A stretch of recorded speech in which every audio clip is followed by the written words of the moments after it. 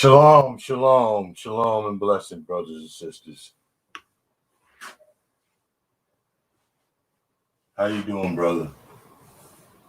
Shalom and blessings. Shalom and blessings, brother Cleo. Let a couple more people get in the room while we get things situated real quick. Some interesting stuff. We got 7 people. Peace and blessings, sisters and brothers. Peace and blessings.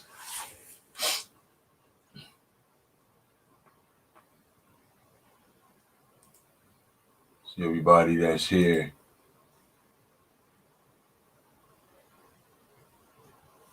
Shalom, sister.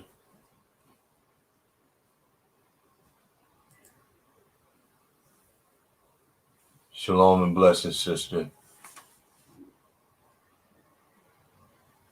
Yeah.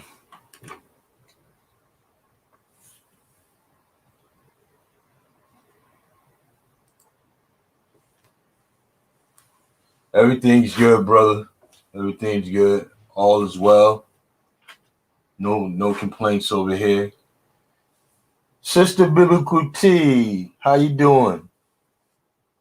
How you doing, Sister Tia?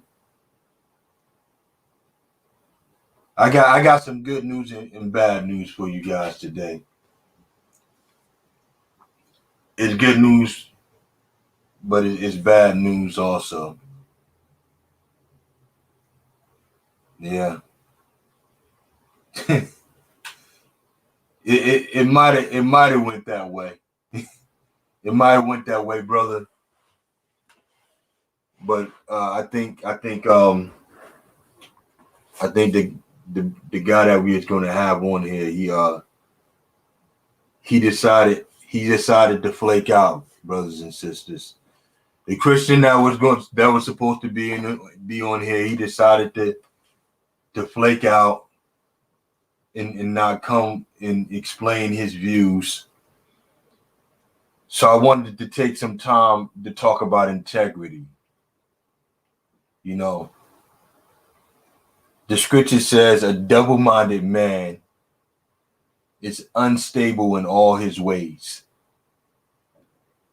You know, there's a lot of people who don't adhere to the Most High's commandments and the standard that we're supposed to live by. And a lot of the people that's doing it and not following what they're supposed to be following according to the Bible is Christians. It's people that claim to follow the Bible. It sucked, but you know what, sister? I kind of knew he was going to do that. You know, because people come online and they start making comments and they start saying things outlandish and they start making assumptions about the people who they're speaking to. But then when information is brought to the forefront, they can either continue in ignorance or they can back out. Let me post that, brother. James 8:1, a double-minded man is unstable in all his ways. Now, here's the clear difference between those with integrity and those who don't have integrity. A man with integrity is going to do what he said he was going to do. Our ways are to exhibit the ways of the Most High. We're to conduct ourselves in the same manner that the Most High says we're supposed to. That means our word is to be our bond. You say you're going to do something, then do it. Point blank, period, just like that. As my older brother would say. You know? But this guy was a liar, and I had some screenshots I wanted to show you guys. I wanted to share the conversation that I had with this brother, with you, family. I wanted to share the conversation I had with this brother, so that you can see this is the type of stuff that we have to go through, and this is the type of people we're dealing with. And this was on Berean show. Now, I've said it before. I'm gonna keep pushing this narrative. Berean is nothing but a Christian sonetta. He's an instigator riding on the coattail of Israelites. That means if he throw Israelite into his if he throw Israelite on the name of his platform, or he use it in the thumbnail, he's doing that because he knows that people are going to flock to that. You know, he's using our heritage to gain money and to finesse us, knowing that we heavily in the trenches when it comes to defending what we believe.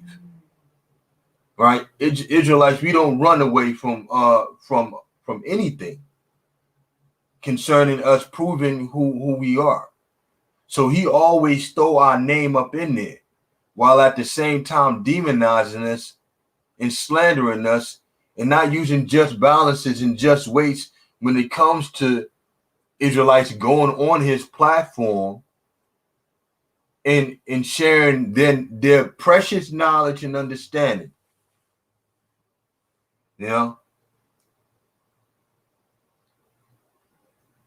And I don't even usually do lives like that. I'm mostly like, most of the work I do on Adobe's After Effects and things like that to put out videos.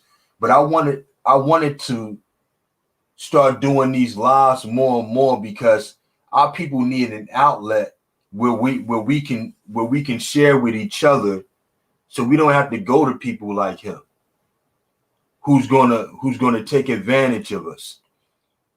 It's no cash apps or nothing on here, you know, because I don't believe in sharing a piece of the Most High's word for any gang in my pocket. It's a passion and it's a love that I have for my people. The reason why we started doing this in the first place.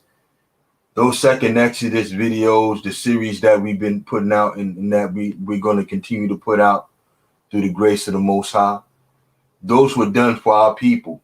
Those were given to me freely by the Most High, and I freely give them to my people. Unlike this guy Berean, you know, who's looking to get paid off of us, you know. And it's all a game to these Christians, though. It's all a game to them, you know.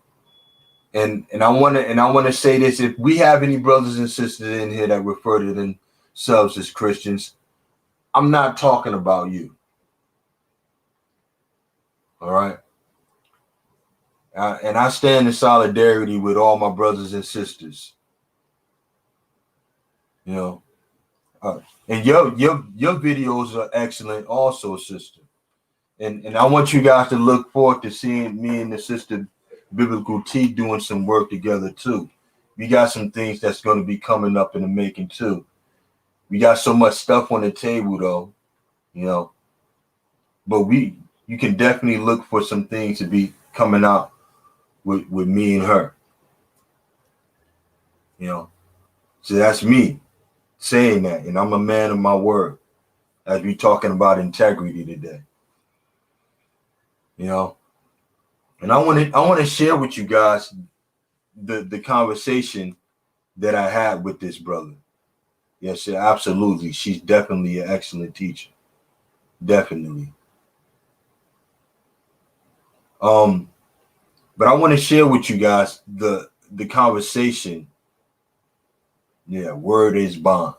I want to share with you guys the conversation that I had with this sister. I mean, with this brother. if that's what he is. Because I have my thoughts on that he could be somebody else. But now you brothers don't have to say anything, but I'm gonna bring you on here just in case you want to reiterate or interject with anything. So if you choose to unmute your mics, that's cool too, brothers. But I just wanted to have you there, so if you did have something to say, you can be able to go ahead and interject some things.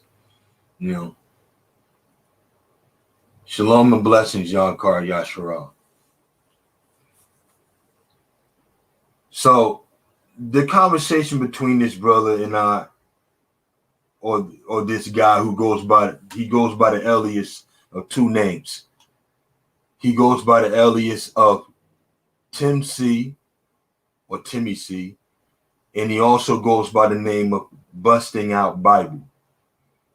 Now, when I started the conversation with him, it was because he was trying to talk, say some things about Dante Forson concerning captivity and slavery.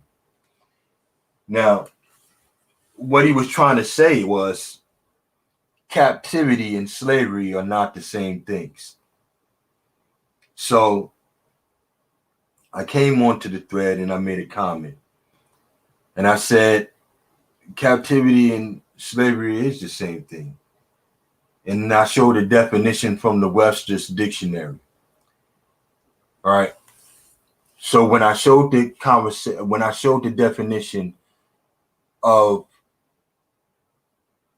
captivity or captive in the Webster Dictionary, it showed that captivity and slavery were one and the same, and it showed the synonyms, which are all other terms used to describe captivity, right? So I'm going to put up the screenshots. I'm going to share my screen with you guys. All right. Just a second. Let me put this up real quick. Exactly. That's exactly what I said. I said exactly what you just said, sister. So let me share this screen real quick. Share screen. All right.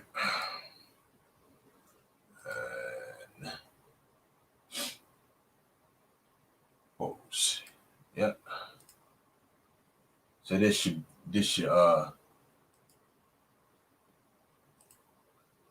hold on.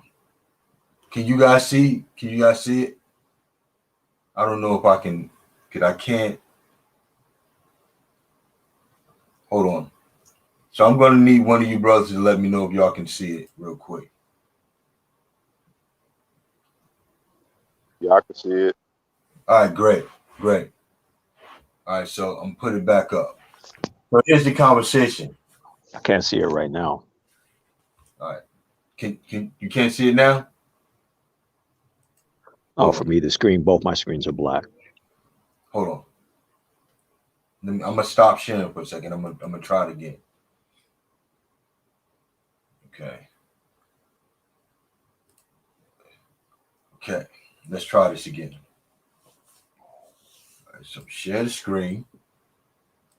In case you don't want to share. You know what? I got too many things up real quick. Let me minimize some of this stuff real quick to make it a little bit easier to get to.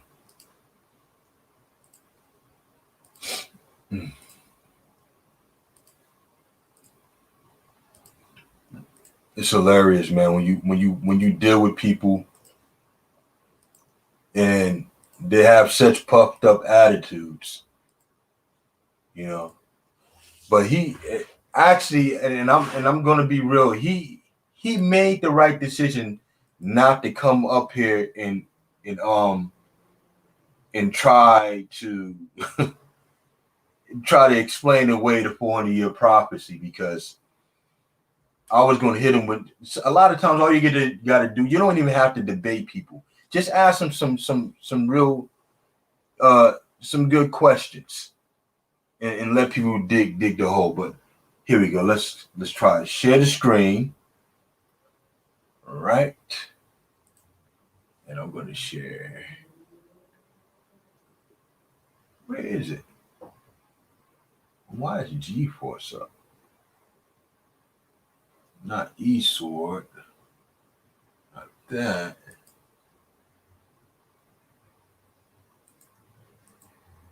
Where is it? Hold on.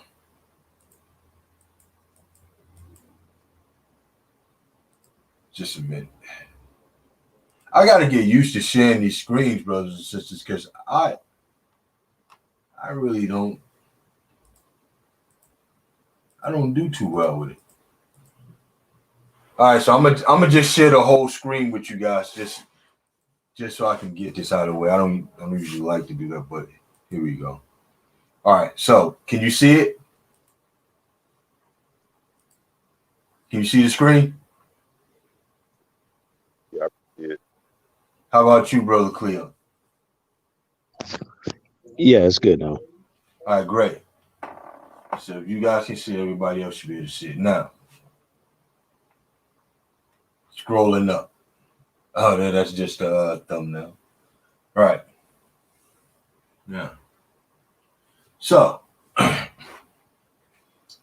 the conversation between me and Busting Out Bible began when the brother Tazara, right here, you can see him.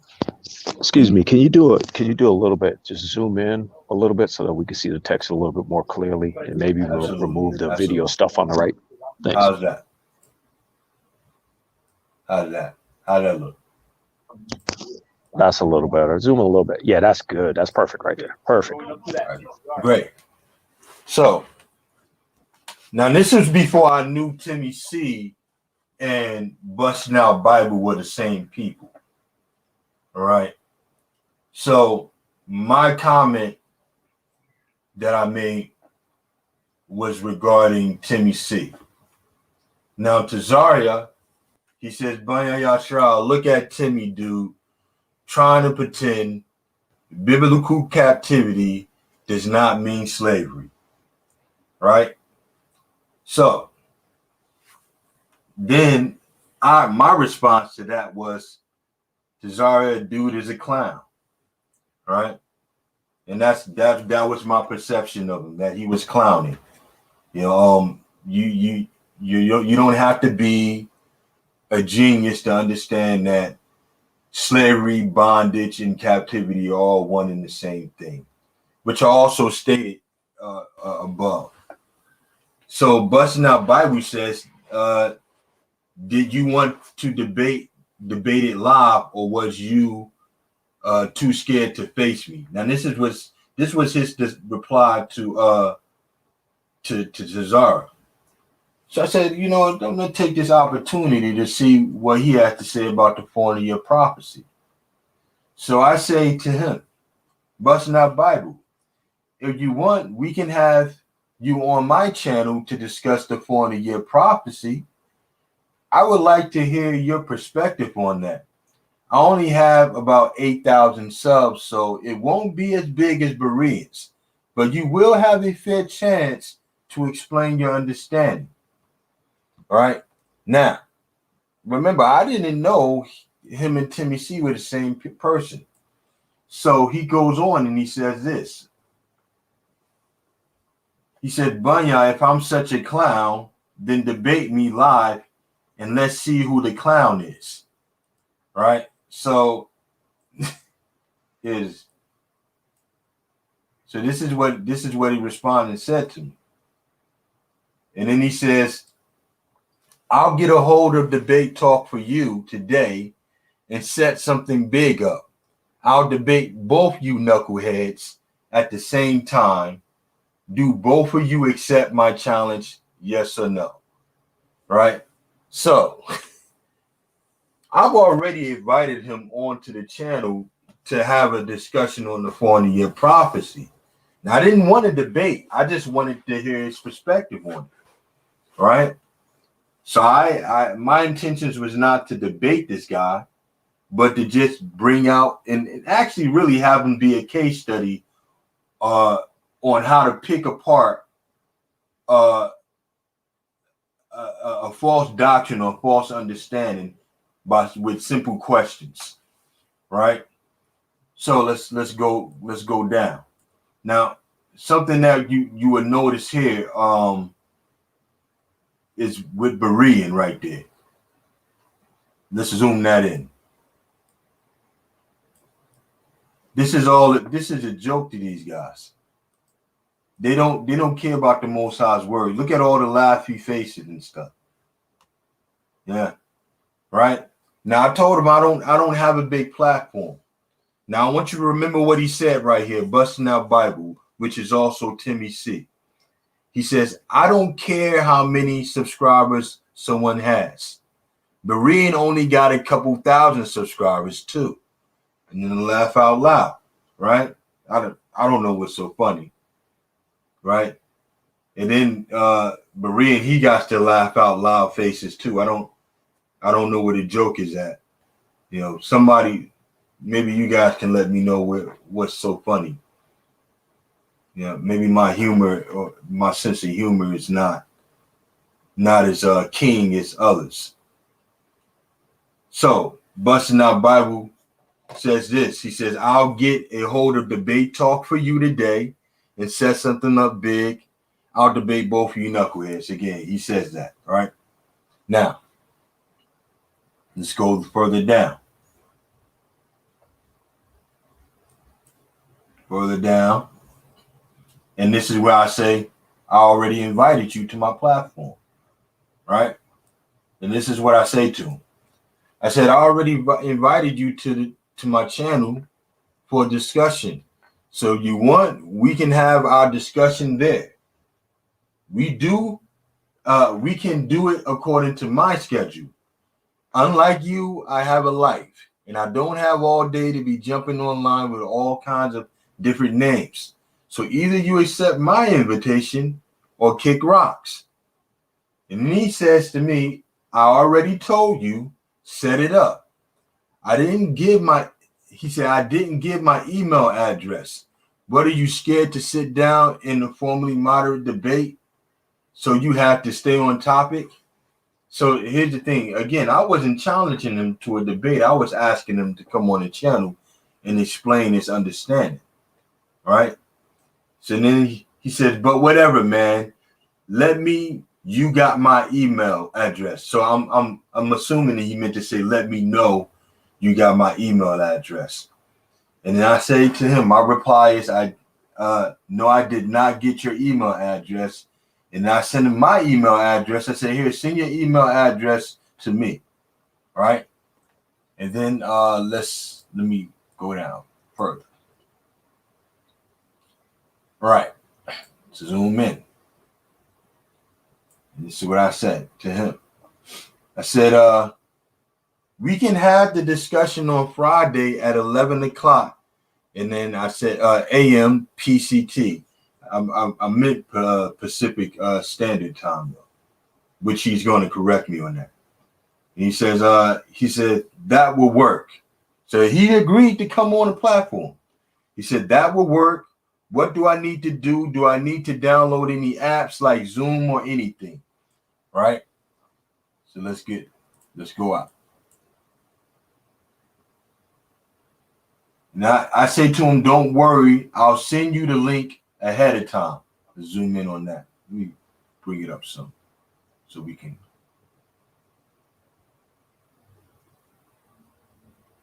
Bring it up some. All right, here we go.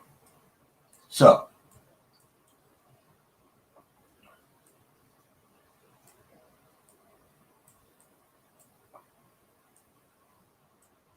I tell him, I said, don't worry, I'll send you the link ahead of time. StreamYard. And then I asked him a question. I said, why do you have all these stupid names, man? Stop being deceptive and roll with one name if you want people to take you serious. All those different names are trollish. All right. So you got all these different names. You know, you coming in, you're talking to me as Timmy C. You coming in, me talking to me. as busting out Bible. The next minute you coming out Timmy C again, right? So I'm like, why is this guy doing this? All right. So his response, he says, I don't care if people take me serious. I'm not here to be likable uh I'm not here to be likable or your friend. I'm here, let me zoom back out a little bit. I'm here to put the correct gospel on these comments. You don't have to take me serious. All I do is give Bible verses and verify sources. I have never once given my opinion. And if when I say to you, I think something is this way, or I need you to take my word for something, then we can talk about me and my credibility. So yeah, so now we're talking about his credibility now, right?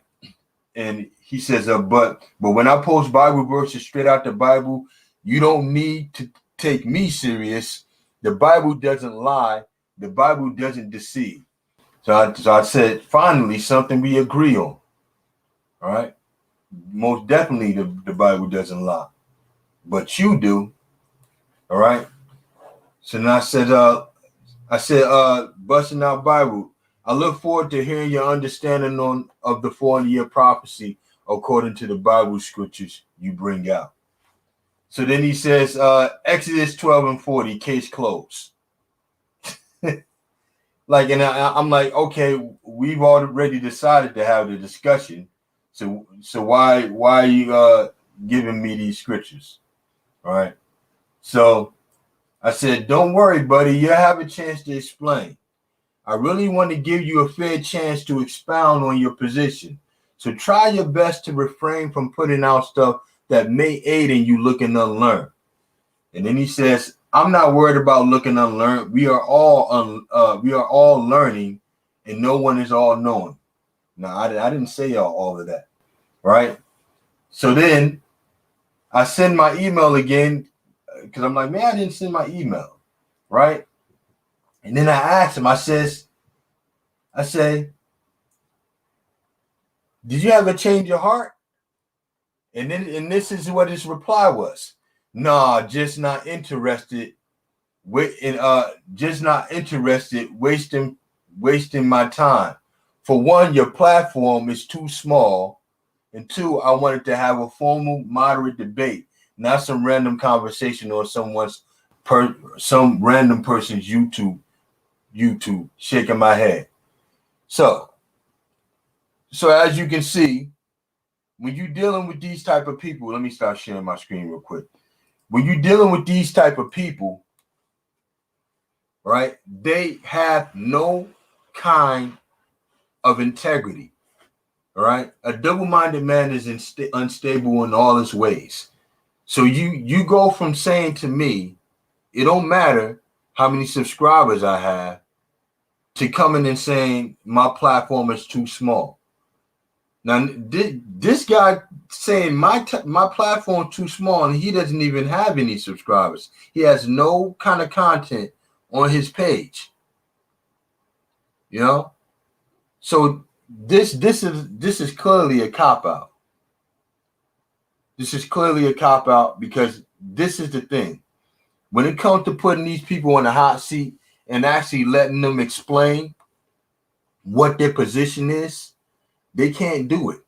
All you have to do is throw some questions out, some logical questions out, and then you'll find out just how much these people really know. And it's like I explained it as an analogy to the brother Eric. I said, okay, with the 400-year prophecy, right? Let's explain it in an analogy, right? I say to you, hey man, I'm going to make a chocolate cake and give it to you, all right?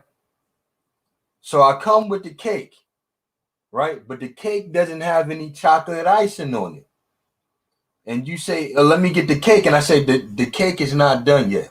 I haven't put the chocolate icing on there, right? But you say, no, the cake is done. I'm like, okay, if the cake is done to you, then where's the chocolate icing at? The cake is not done. All right. So the issue is the person that's saying the cake is done, they need to show me where the chocolate icing is. Same thing with anybody that's claiming the 400-year prophecy has come to pass. You need to show us where the 400 years of affliction are. You need to show us them being in a strange land that is not theirs. Oh yeah, most definitely, brother. You know, most definitely. You know, because people like to jump to the fourth generation, and they don't even know how to count a generation. You know, they don't even know how to count a generation. But the brother Eric, he also has a great perspective on the fourth generation that I would like you guys to hear.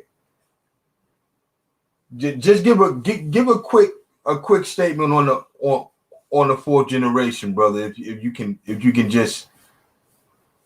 can expound on it, just paraphrasing. Does my sound good? Yes, great.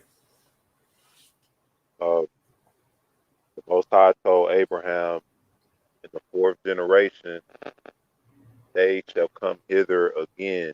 Speaking of the same seed that he was referring to in verse 13 of that chapter, when he said, know of a surety thy seed shall be a stranger in a land that's not there.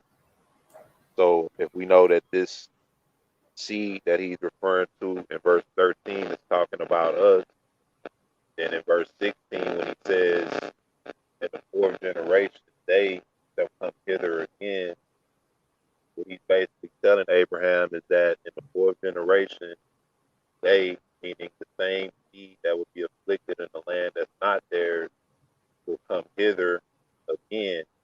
And they're going to return to this land again, implying that they were there a first time.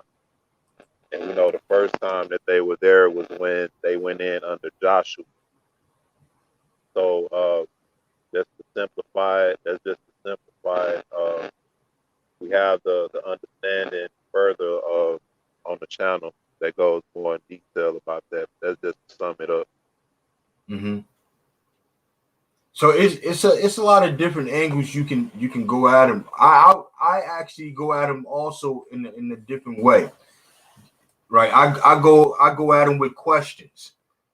I'll ask the question: do you know how to count a generation?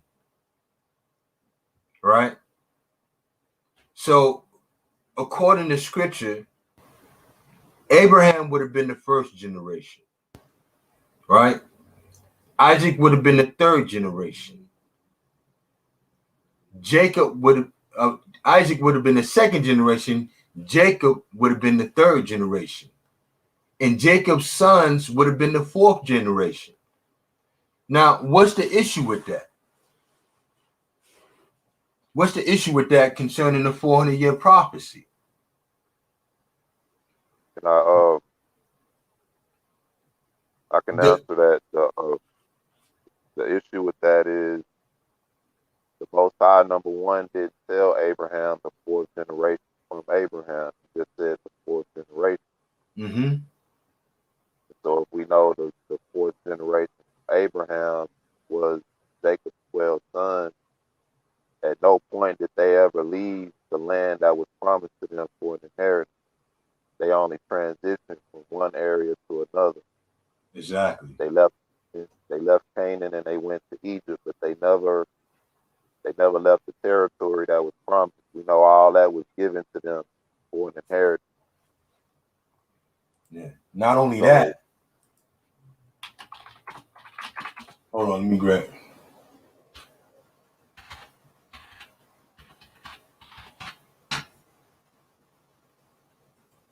All right, hold on.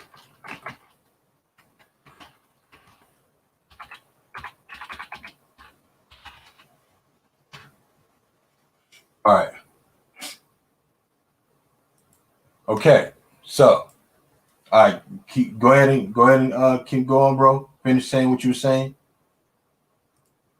I was saying that a lot of people interpret that Most High told Abraham the fourth generation that he was saying from Abraham. Most High didn't say the fourth generation of Abraham. Exactly. That would be consistent with the promise. You know, the fourth generation was Jacob's 12 sons. They never left the land. So he's saying that in the fourth generation they shall come hither again. Again. Implying that they were already there a fourth time or a first time. And this is where people take Acts 7 chapter out of context, because if you have that understanding, read Acts 7, it'll walk it all the way down for you. Let you know it's talking about us and our generation. All right, so let me grab something real quick. Let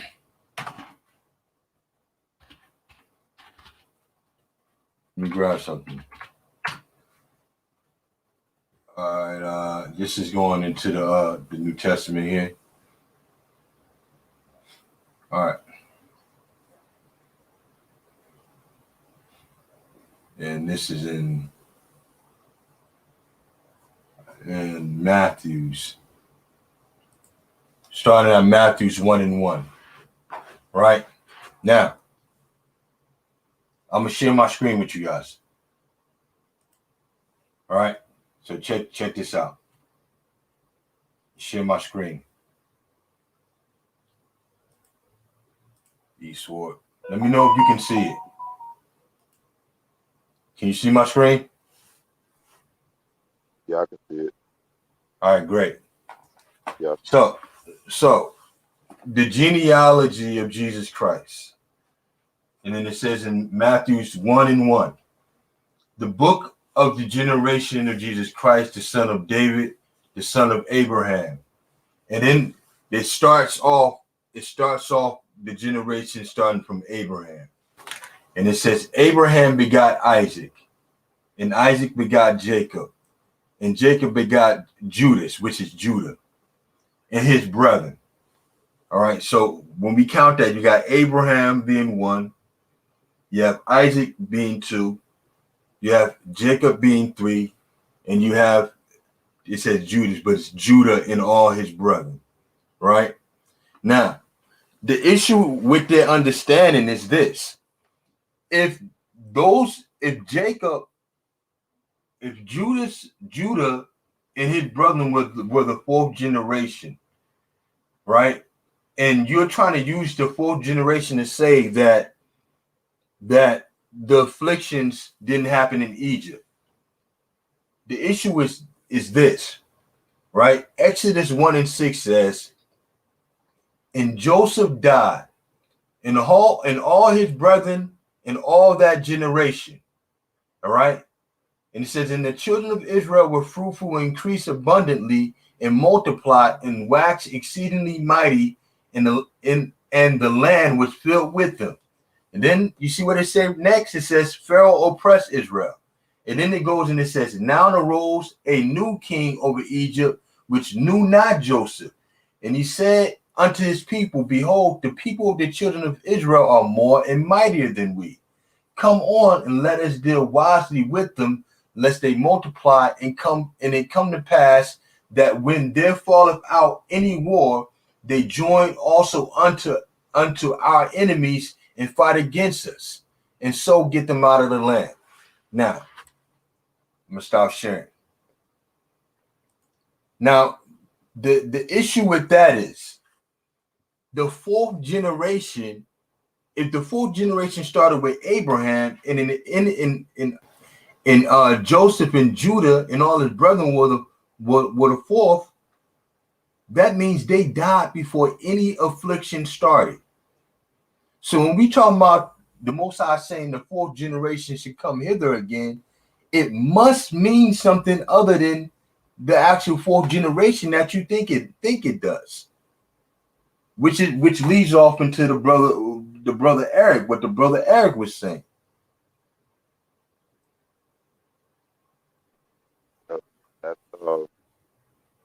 That's key. So, it Oh, tells hold us on. exactly. Look what the sister Biblical T just posted. Check that out. All right. Our slavery started in 1619. First generation 1600.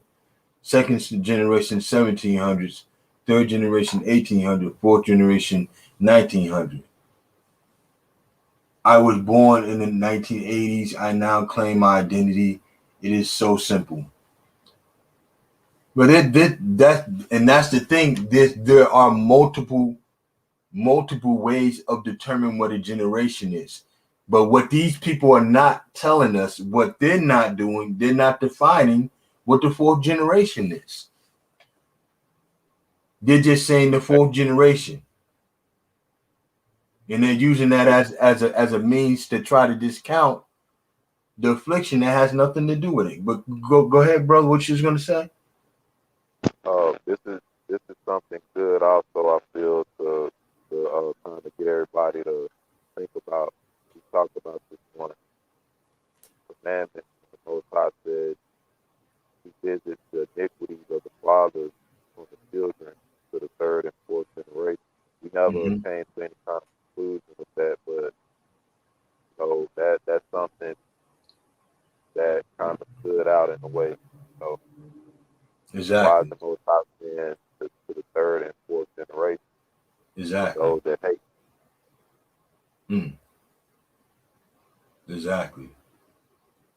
You know, and would that be a coincidence that the curse is beginning to lift off of his people Yep, exactly. because we are the fourth generation that he was speaking of?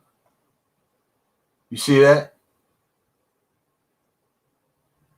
And Like it's many ways you can go about it, but one way again to prove that they don't know what they're talking about is to simply ask them questions. What is the fourth generation? How do you determine what a fourth generation is? And I guarantee you, they have no idea how they even interpret how to determine what a fourth generation is. But here's something else to think about, right?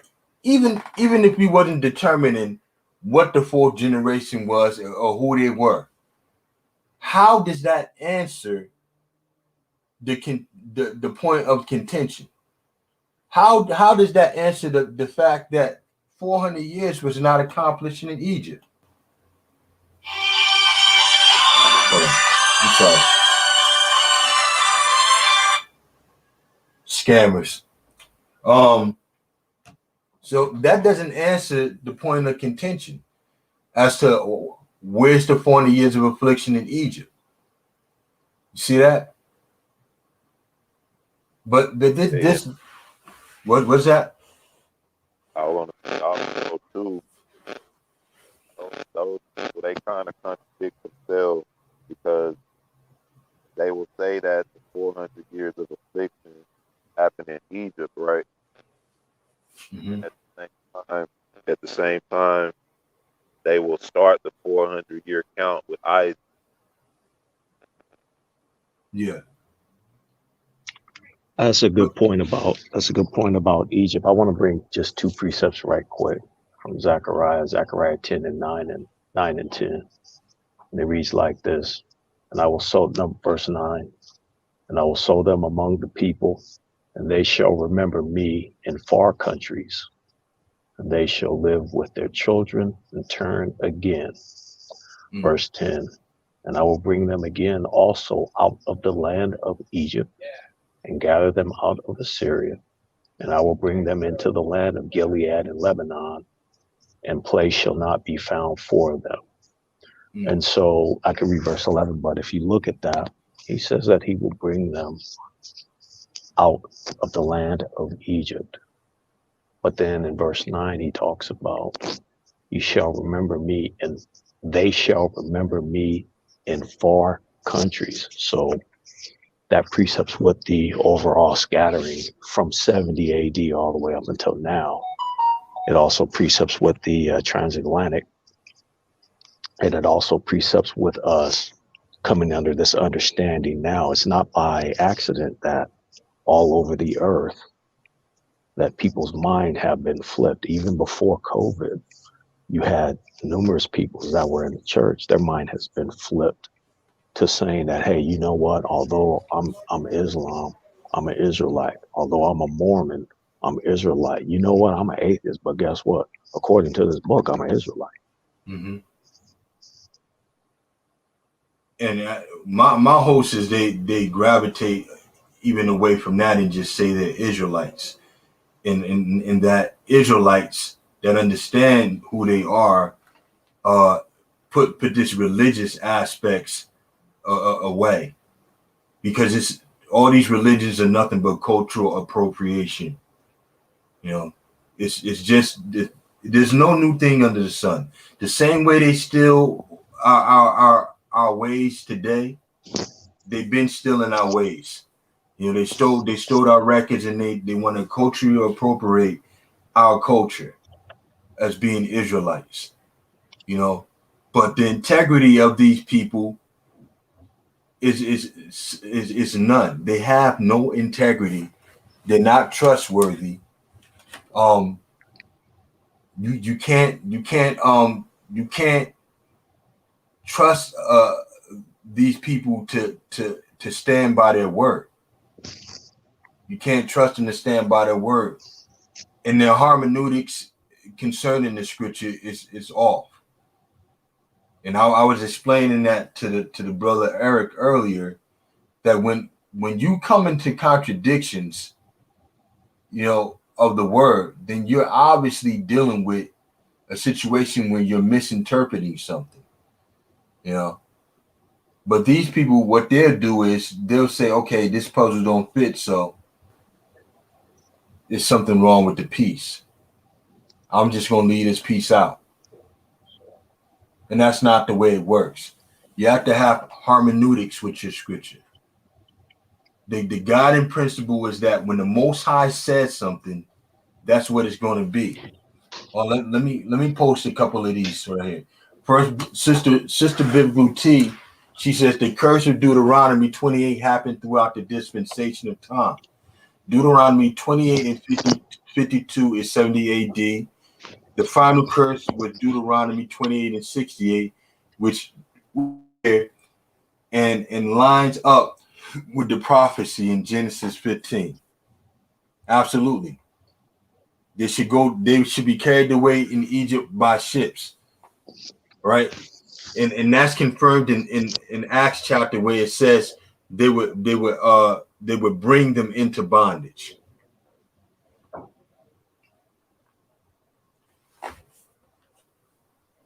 All right, so here we got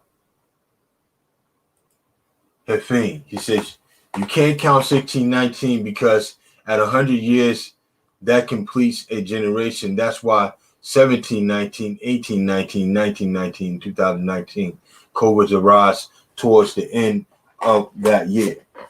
Now, I want you to consider this. All right. What constitutes judgment or plagues? Because way before 2019, this opioid epidemic was falling on people. And even before that, you had signs in the heavens. You had water in other countries turning into blood. Or not even turning, but turning blood red. You had eclipses more frequently happening. You had civil unrest happening within the land. You had famine. You had mass animal die-offs. You had earthquakes in diverse places. You had fires. You had disease. So what we're trying to usher people into understanding right now is that we are in the judgment phase of those things now. Right? Whether one says it happened in 1515, whether one says 1619, we're in the judgment phase now. And that's what we have to come to terms with. Now the enemies they're not going to acknowledge that. They're not going to acknowledge that they're in the judgment phase. You know, but we put all these things to bed with simple questions of, can you show me where 400 years of affliction happened anywhere else? They can't show us. If you can't show us 400 years of afflictions, then you're not qualified to speak on it. Just like that. Now let's see another one. Andre. You know what? Before we get Andre, let's get those scriptures out.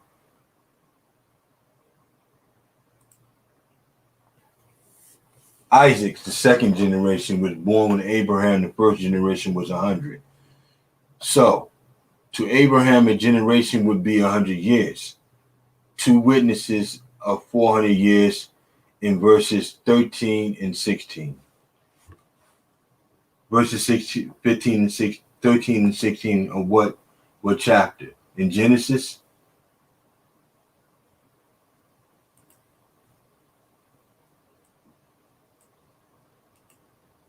Brother Chadro. What chapter? Chapter and verse 13 and 16.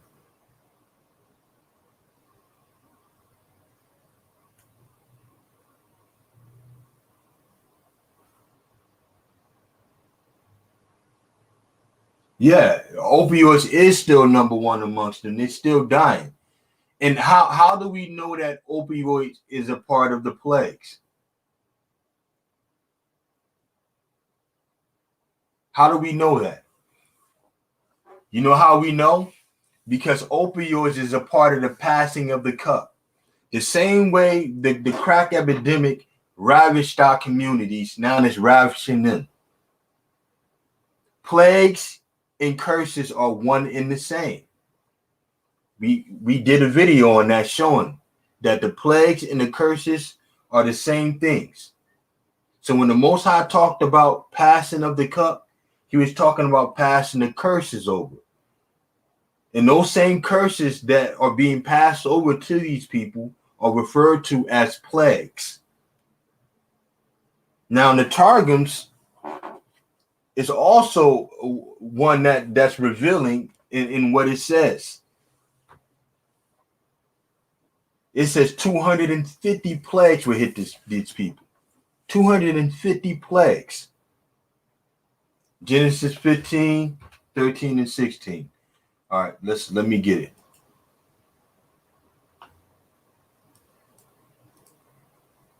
Genesis 15, 13 through 16. Oh, okay. All right.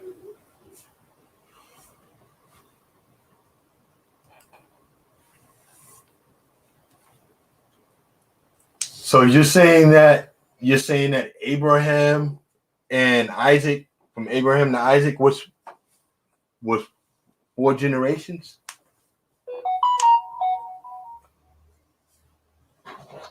Is that what you're saying? From Abraham to Isaac was 4 generations?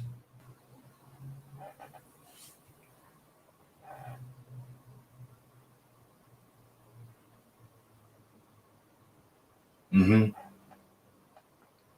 Absolutely. Now let me get Trodden.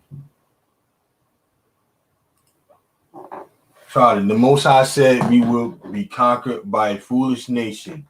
You have to have wisdom to understand, and without wisdom, you won't understand, and that's what they lacking. Yeah, exactly. But not only that, brother, when you're dealing with a lot of the brothers and sisters and anybody that's going against the 400-year prophecy, they're going against it because they have something to hide. It either destroys some part of their doctrine. Yeah, and fear, of course. Right? Because here's the thing. I look at the 400-year prophecy the same way they hid the Mashiach, the way they use these images to make Mashiach seem as if he was Eurocentric, right? When you look at the 400-year prophecy, you see all Eurocentric images being portrayed in it, and you see a narrative being pushed. And that narrative that's being pushed is a consistently saying 400 years happened in Egypt. 400 years happened in Egypt. It already happened. It already happened. 400 years in Egypt, right? But then you start reading and you find out, no, that's not what happened. So if they understood this, why did they consistently try to teach that? Unless it was something they were trying to hide from us about that, right? So with us understanding the 400-year prophecy, it also confirms who we are also. Because if it didn't happen in Egypt, then where did it happen at? And if it didn't happen in Egypt, how did it happen to these people that you're claiming to be the nation, right? And if these people are not the Israelites, how is Genesis 15 happening to them? Isn't Genesis 15 supposed to happen to Abraham's seed? See, so it opens a can of worms. If it didn't happen to those people then it's happening now. Look who it's happening to. Did it happen in 1948 or any time before then? And how long did Hitler's campaign last? How long did that campaign last? It last 4 years. It didn't last 400 years. But again, the integrity of these people stopped them from telling the truth. Oh, okay. You're saying the same thing as Sister Biblical T. Exactly. When did they do that? You know, honestly, they did worship other idols in Egypt. I don't know if they were made by wood or stone.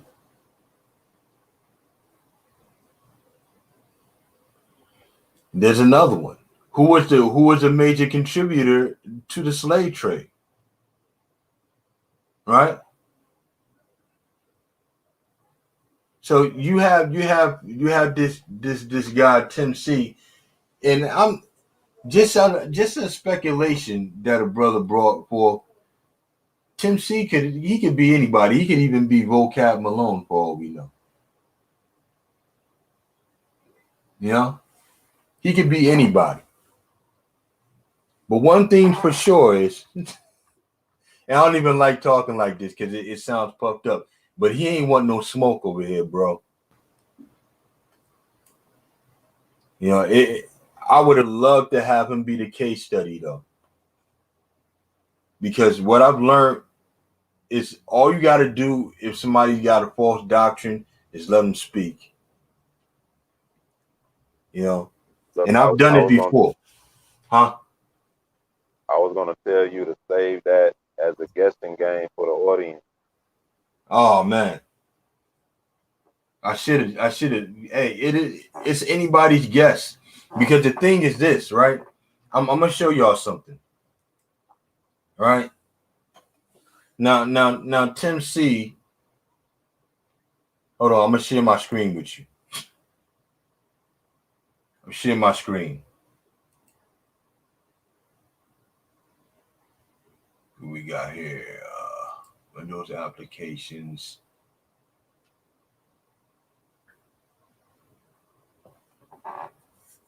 Okay.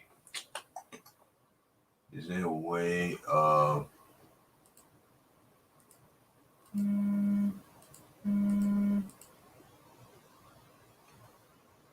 it's got Google Chrome, but it's not doesn't have it. Hold on.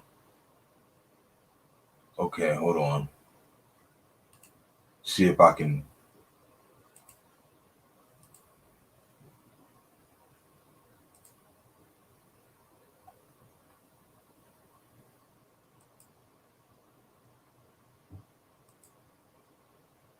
because I found it interesting, and I wanted to check this out. I wanted y'all to check this out. So here we go. All right, I'm gonna just share the whole screen with y'all. Let me know if you can see the screen, brother Eric. Hold on.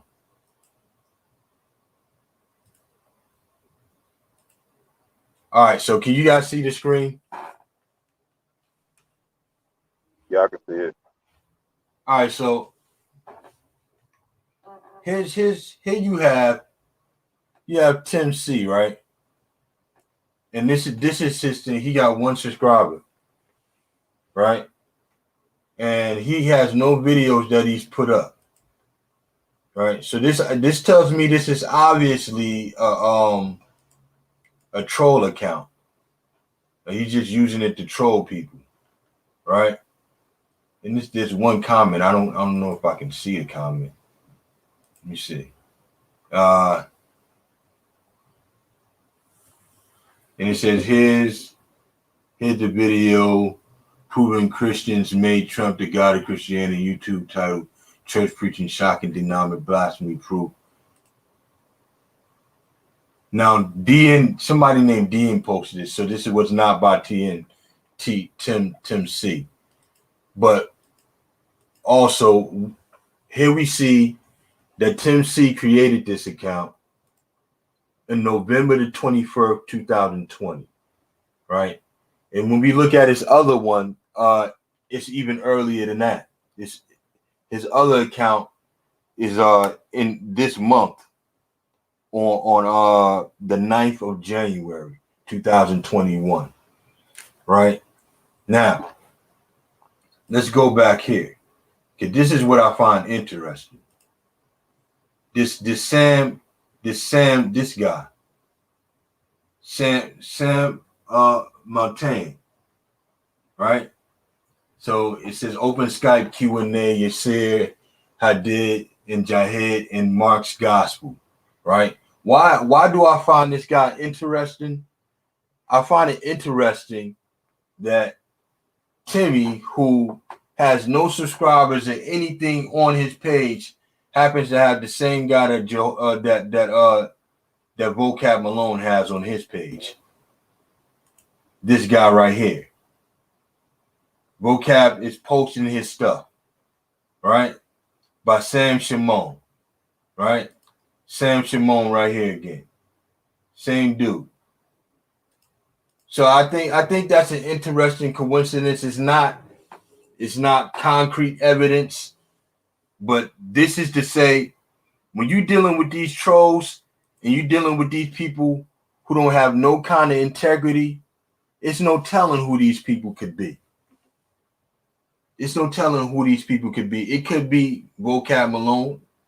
It could be anybody. Whoever it is, this guy who Berean may even know who he is.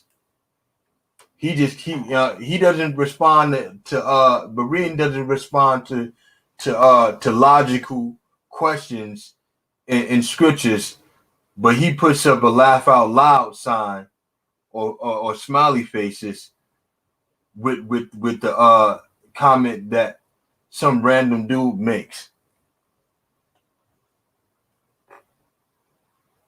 Let's get the sister biblical tea. It says he tends to go after our brothers who have been indoctrinated by the camps. I'd love to slowly scathe him with the words of the Most High, delivered with love. Yeah.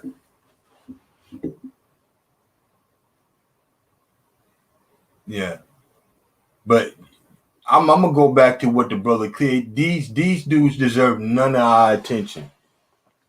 I'm only having this conversation to speak on integrity. They don't really even deserve our attention. They don't deserve our time.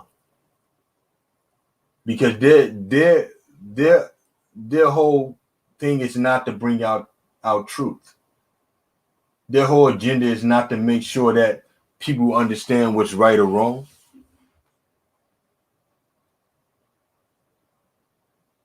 Oh yeah. Well, the little bit of credibility that Berean did have, he lost it with me when he said that he believed in the doctrine, the doctrine of the rapture.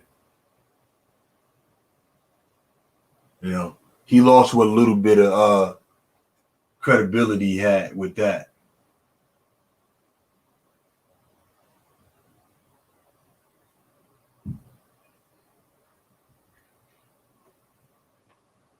Is America the great? It's a lot of different names for America. The beast. It's the eighth is the final. Yes, it is the America is the final beast. The Roman, the Roman, the Holy Roman system. All right, the daughter of Babylon, spiritual Egypt, spiritual Sodom and Gomorrah.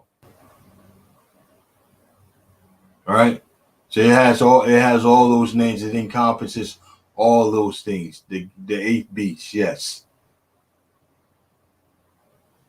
Your Berean is completely unlearned.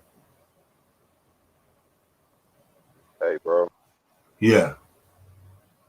Uh, what about the question that we talked about the while back that nobody never asked? You know how in Genesis 15:13 he said just to be a stranger in a land that's not theirs. Mm-hmm. Why didn't he just say Egypt? Yeah, that's a good question. Why didn't the Most High just say Egypt? Why didn't he just say Egypt? We see Egypt being mentioned not even a chapter over. So you can clearly see that there's a lot of assumptions being put to play. Exactly. Abraham knew Egypt. He knew Canaan. He knew all that area. So when the Most High said, "Thy seed should be a stranger in the land that is not theirs," then you read in Acts, you read in Acts that they should be in a strange land. You know, so you have one verse saying strangers in the land that is not theirs, which is redundant because if they're a stranger, then the obvious needs not to be stated that the land is not theirs. But then when you read Acts, it says they should be in a strange land, meaning they would be in a land that they're not familiar with, a land that is outside of the normal migration of Israelites. You know? So what land is out the normal migration of Israelites? That they suffered in for 400 years.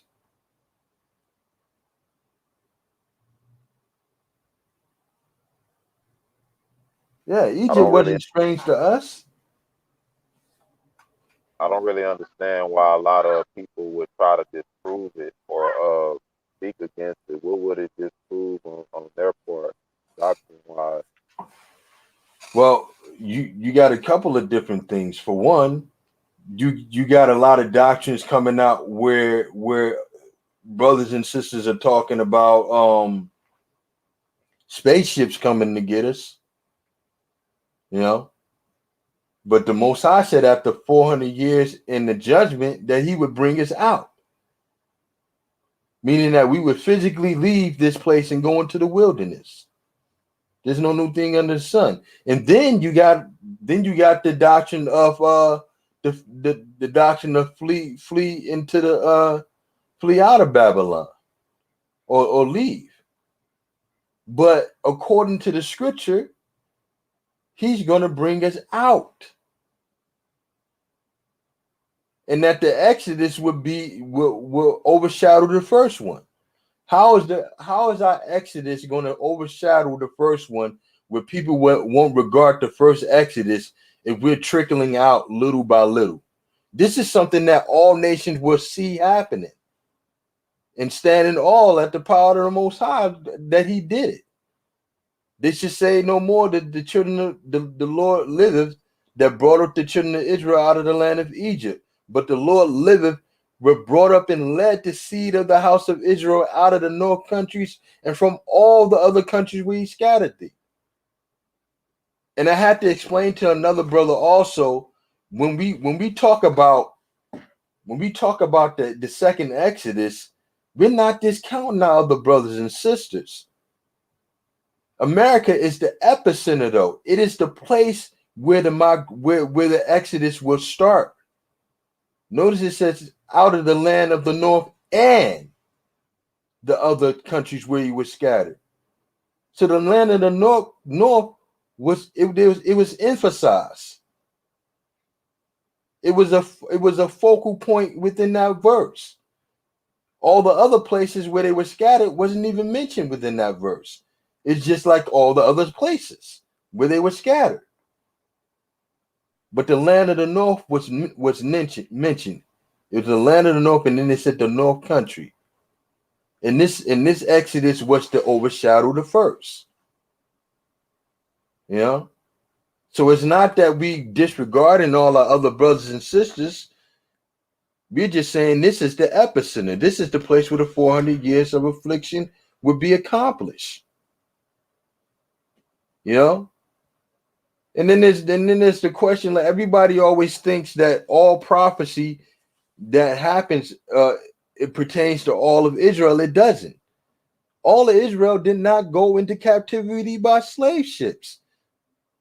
We still have Israelites that's within the land. That's within Africa. Did they go into captivity by slave ships? Absolutely not.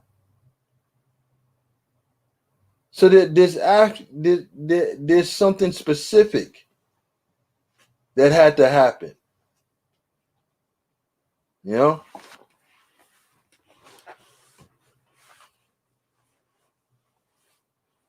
Yeah, and the numbers don't lie. You know? The numbers don't lie. 400 years is 400 years. You know, and that's the principle that we have to apply when we dealing with the word, that the Most High is perfect in prophecy. When He says something, it's not going to be somewhat what He said. It's going to be exactly what He said. And we understand that it's a translation. But every single translation that we read, don't they all say 400 years of affliction? You know? They all say that. So if they all say 400 years of affliction, then there's no other conclusion to come to that 400 years must be accomplished. And if you got 215 years in Egypt and 215 years in Canaan, and out of that 215 years, 130 years passed before any affliction started, or was it 80? 80 years. More than 80, because it didn't even start right after Joseph died. The affliction started around the time that Moses was born. Let me grab that, because I've seen people do this too. I've seen people try to say, "Oh, Acts disproves it," right? Or Acts disproves it. No, Acts actually confirms it. Let me share my screen with you guys. All right, check this out. So people would stop right there and they say, "Oh, see the 400 years," right? It says, "Then Joseph," and I'm gonna start from Acts 7:14. It says, "Then Joseph sent and called his father Jacob to him and all his kindred, 80 souls. So Jacob went down to Egypt and died, he and our fathers, and were carried over into Shechem and lay in the sepulchre that Abraham brought for a sum of money of the sons of Emor, the father of Shechem.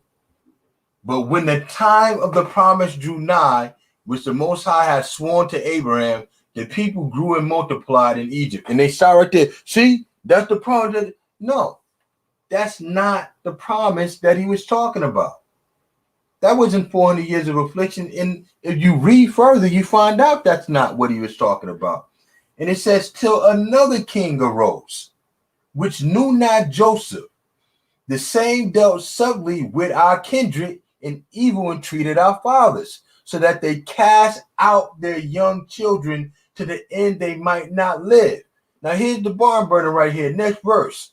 In which time Moses was born and was exceedingly fair and nourished up in his father's house three months.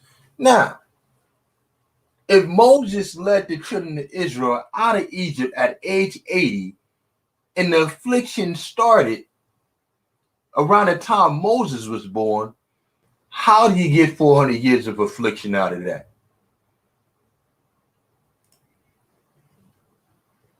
How do you get 400 years of affliction out of that? You see what I'm saying? But you got these straw man arguments. Oh, 1619, and that's neither here nor there. We in the judgment phase now. We past that. And buddy, if you believe that it already happened, then you got to show all the stipulations. The burden of proof, and that's one thing we got to take a stance on. The burden of proof is not on us. How is the people who saying that it didn't happen bringing more proof than the people that's saying it did happen? You should have more proof than us. There should be more sources and more things confirming what you say. But here we are, we coming out with several different books, all kinds of sources, all kinds of mathematics that's showing that it didn't happen. And you got people kicking against it because they're afraid of their doctrines falling. And they're afraid of losing their congregations. And they're afraid of somebody saying that you was wrong on that. Pure pride. It's pure pride. And before we even had to come out of it, before we spoke on it, before me and the brother sat down and decided to do a lesson on it, we studied it for years. We got brothers sitting in jail because they believed on it so much. They believe full-heartedly that this is what the Most High said it meant. We talking about brothers that follow the Most High and put their lives on the line because of it. These naysayers ain't willing to put nothing on the line. These Christians with their lack of integrity, who scared to open up that can of worms because they know it proves who we are. The 400 years prove who we are. So you could either take it or you can say you don't believe the Bible no more. You know? That's what they want to do. They want to stick to their theologian seminary teachings. You know? They want to stick to their lawlessness and their paganism.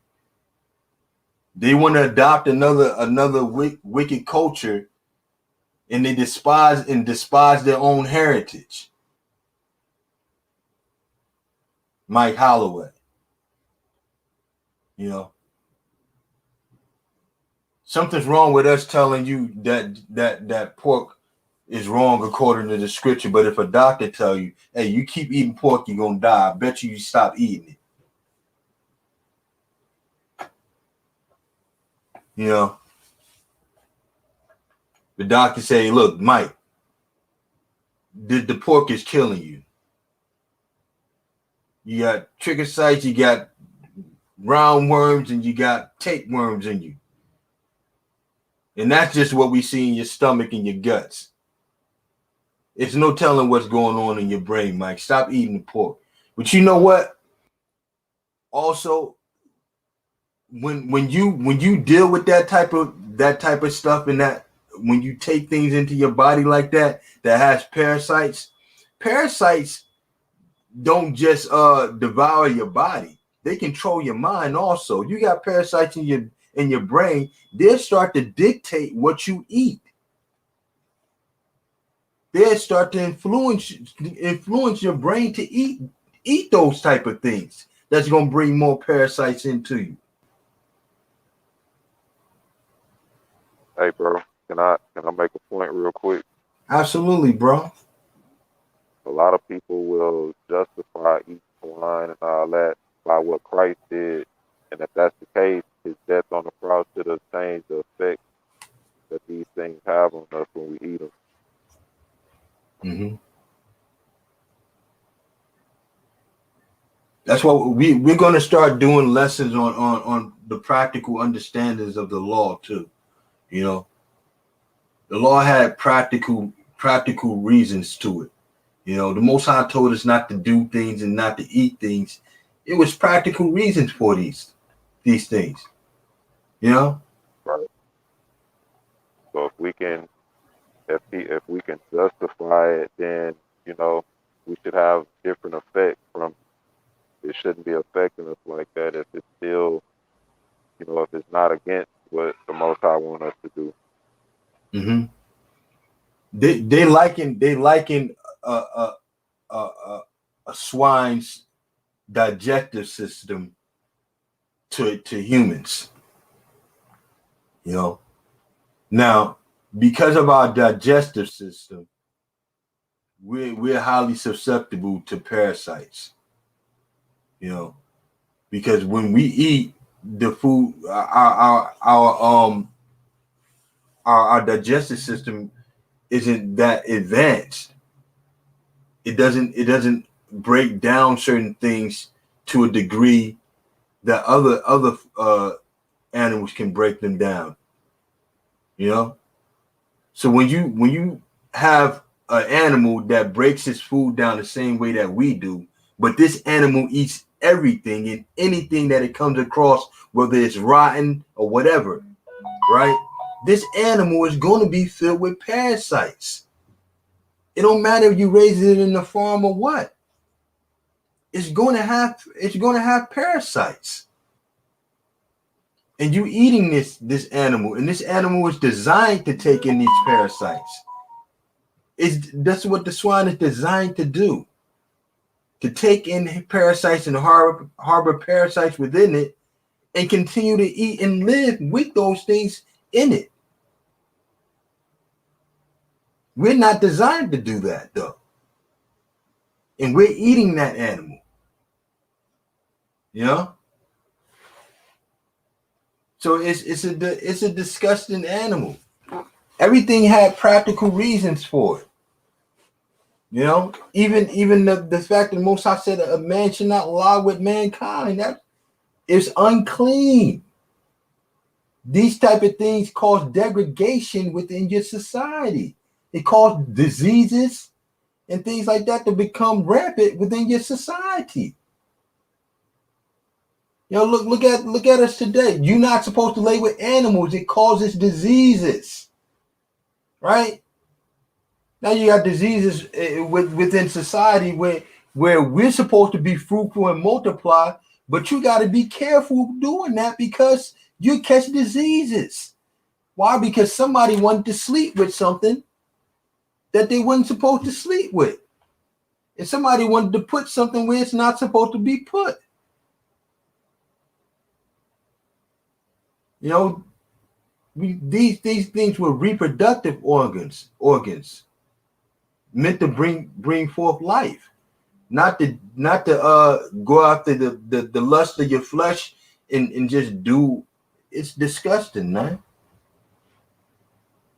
But they were all practical reasons, right? Most practical reason is this: the 10 Commandments, right? Mashiach said, "Love thy neighbor as thyself, and love the Most High with all thy heart, soul, and mind." These were the first great commandments. These are only commandments that are said to be the royal law. But Mashiach also said all the law, the Psalms, and the prophets hang on these two commandments. It wasn't for coincidence that the Most High gave us the 10 commandments, the first thing he gave.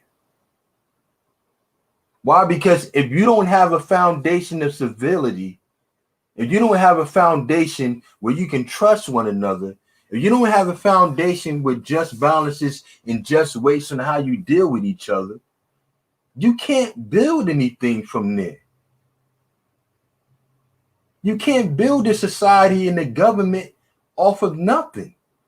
There has to be a standard set in place that does not waver. It has to be a constitution that applies to all people.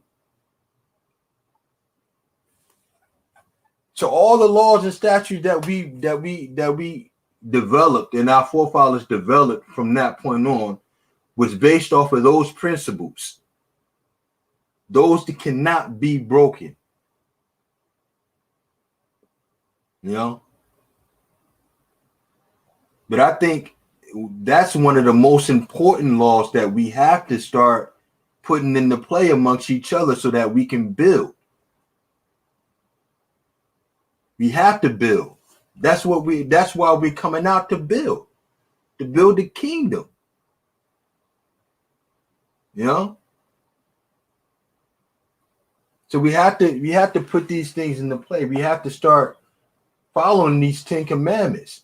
Because whether or not you got a long beard or you got fringes on, you know, if you a liar, you don't have any integrity, or you an adulterer, or you a false accuser or murderer,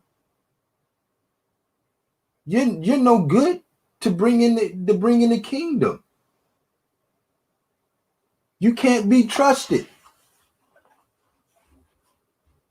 You know, and it's not those type of things like the long beards and all that. That's not what's going to make nations look to us and say, wow, these people truly have the Most High with them. What people are so close to the Most High that they have such laws is based off of how we treat each other. The brother Eric, you said something that really hit home. All other nations, they treat each other the same way that we do. They have murdering and killing each other and lying to each other. But it's a curse on us. Why? Because we're the light of the world. And if we're the light of the world, where's the light at if we walk in darkness? Where's the light at? He that hateth his brother walketh in darkness, and knoweth not where he go, because the darkness hath blinded his eyes. So we need to set up that standard amongst each other first and foremost. You want to grow your beard? Great, we grow our beards.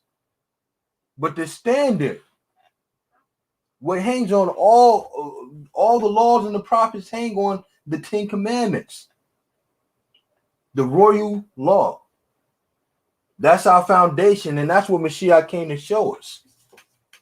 His sacrifice meant a lot of different things. Exactly. The 10 commandments is the method on how you do it. But Mashiach simplified it by saying, love thy neighbor as thyself, and love the Most High with all thy heart, soul, and mind. And then he was that example. Then he was the example. I'm sorry. Go ahead, brother. Hey, you want to read that Jubilees chapter 46, verse 1 and 2 real quick? Jubilees chapter. Let me see if I can grab it. I'm gonna have to pull my extra biblicals out.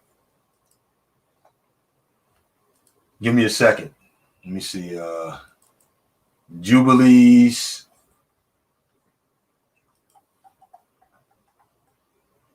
All right, Book of Jubilees. Chapter what? 46, verse 1 and 2. This is going to kind of prop up what talking about right now. Okay. All right, I got it. Let me see if I can magnify this. It's 45, ain't 46. Hold on. Here we go.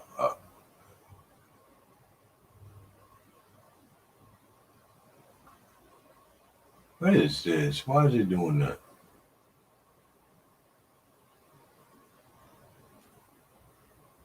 It's saying 46, but then it's 46.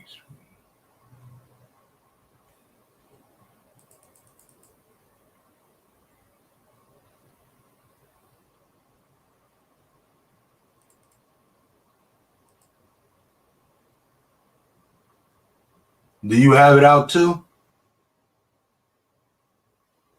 Huh? Yeah, I do. I'm in the middle of something right now, though. I don't want to. I wanted to make sure I'm starting at the right one. Does it start off with Jacob died? And the children of Israel multiplied in the land of Egypt. I think that's, yeah, I think, and there was no Satan. Hold on, I think that's where you're going with it. Oh, we lost the brother Eric. That's cool. Don't worry about it. But, okay, so.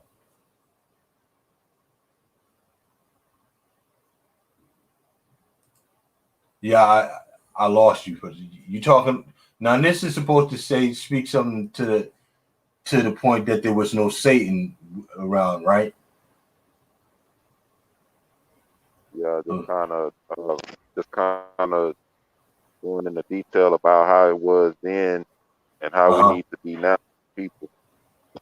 Okay, and I wanted to know how it started off, so I'll make sure that I'm on the right one. But I'm gonna share the screen and see. It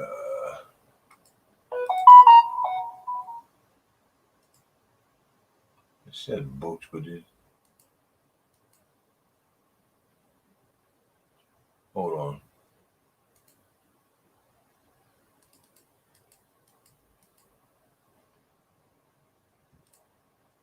Okay, let me X that out now. Okay. All right, so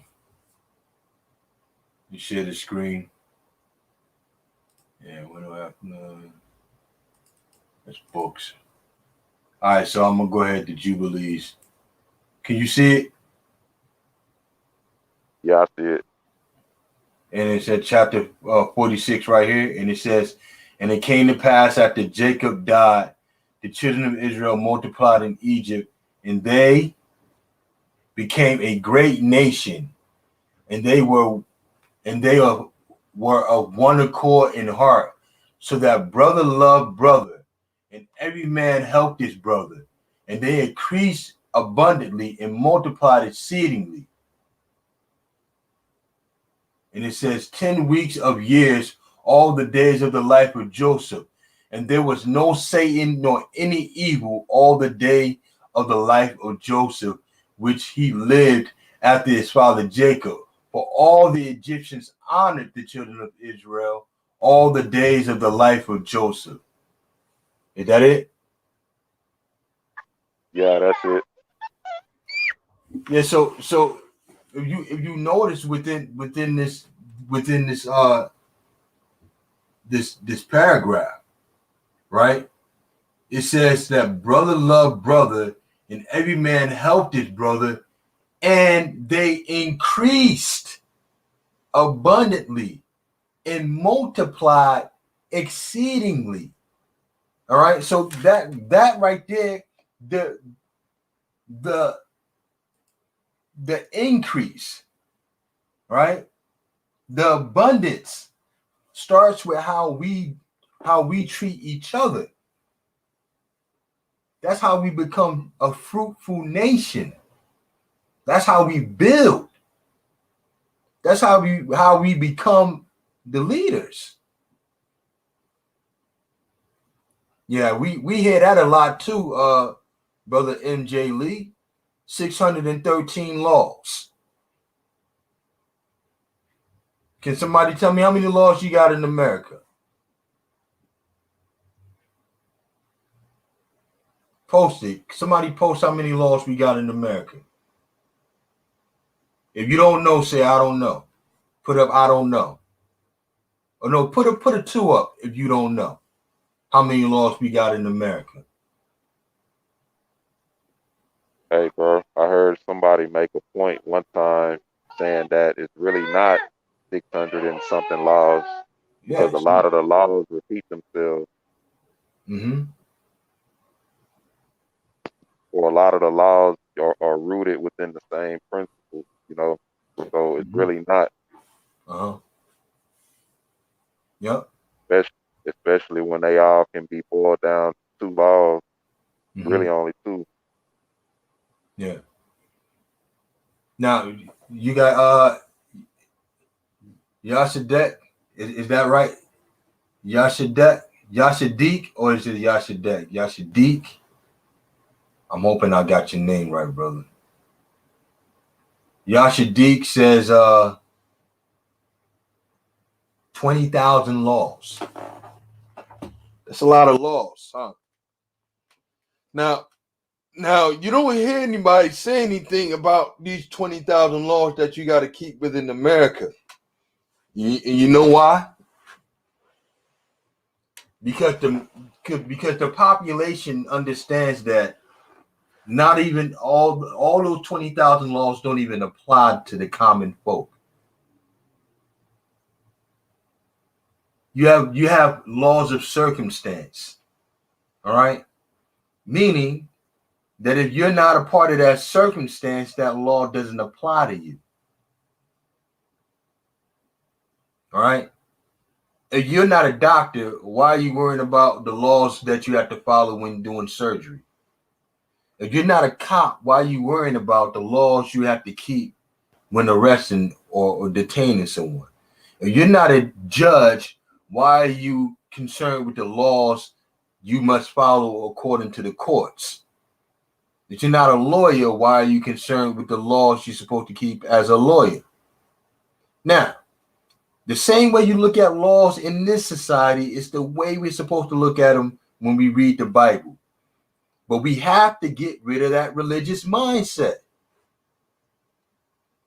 We keep looking at these laws, statutes, and commandments within the Bible as if they're tasks. They don't all apply to us. You're not a priest.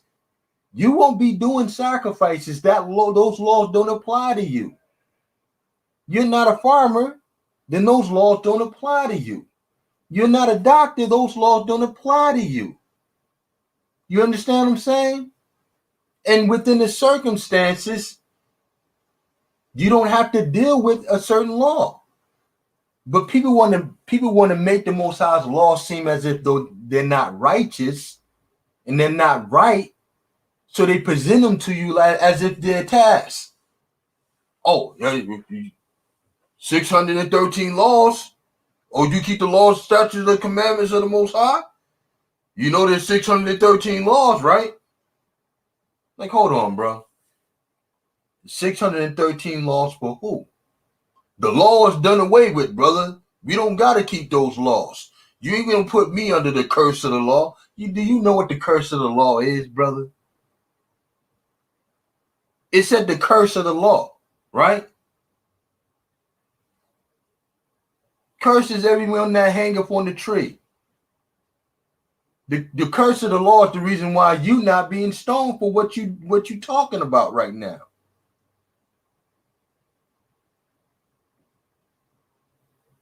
You know? But they want to paint a broad brush and say all the laws are done away with. Why? Because they look at our culture, right? They look at our culture, our heritage, and they despise it. They want to culturally appropriate our records and make them their own. And that's why I don't like Christianity. It don't do anything but create a replacement theology and it does nothing but try to absolve those who've done wrong of any acknowledgement of their wrongdoing. Hey, I don't have to treat you like a human being. I accept Jesus because Jesus died on the cross, right? I don't have to repent to you,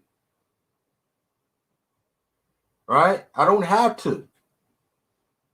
Yeah, my forefathers did it, and yeah, I'm rich because of it. I don't have to repent to you because Jesus said so.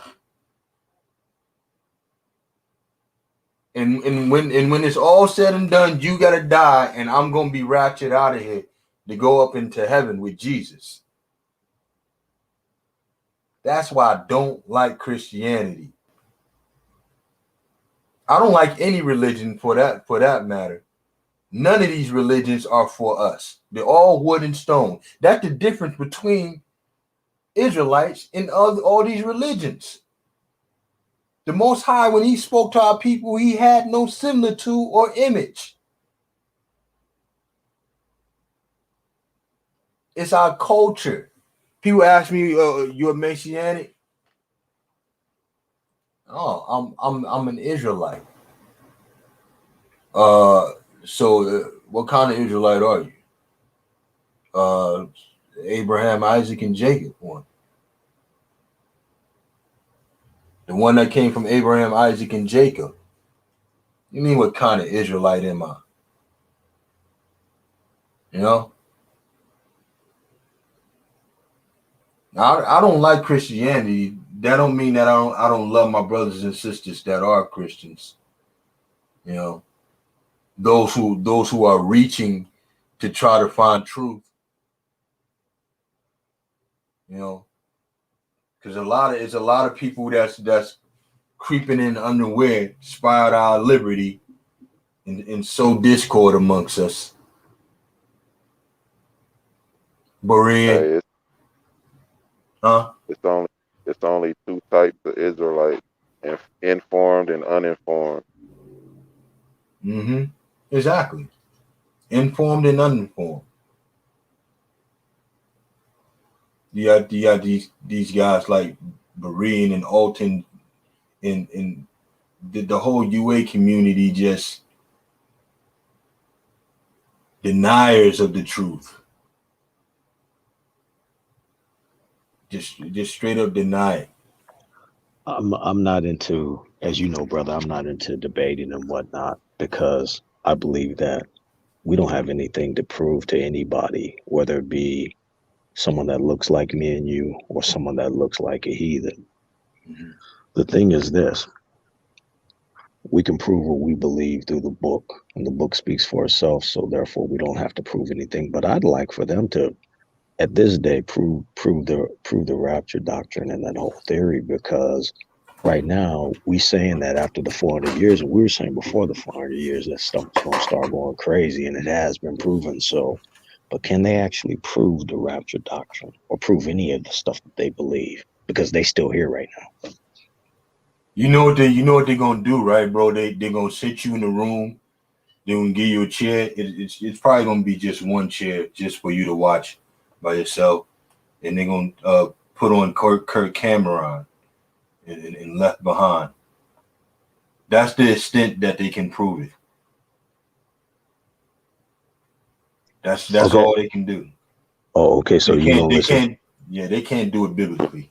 So you mean to tell me you gonna listen to a non-learned heathen like Kirk Cameron who don't know about the book because the book wasn't given to him and he knows nothing about the book, and you gonna listen to him and say, okay, you prove me the left behind doctrine, but you still left behind. Okay, Mm-hmm. I'll buy that. Mm-hmm. Yeah, because he has all the attributes that you need for them to listen. He have all the attributes for him to look in the mirror and listen to himself.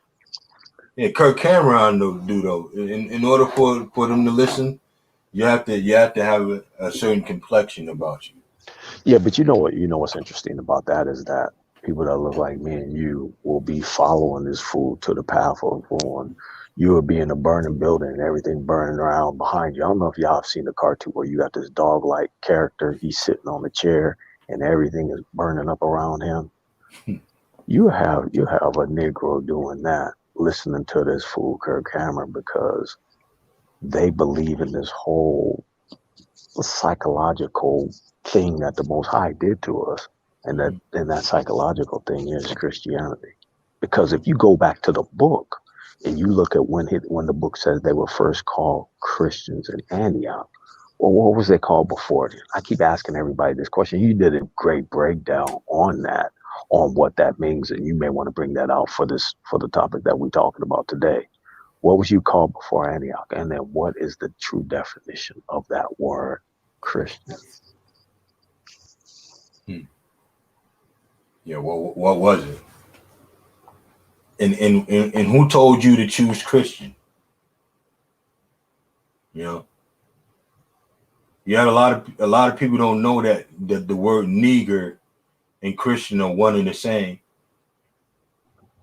Please bring that out again. Yeah, let me show it again. I'm gonna show this real quick. All right, Acts 14.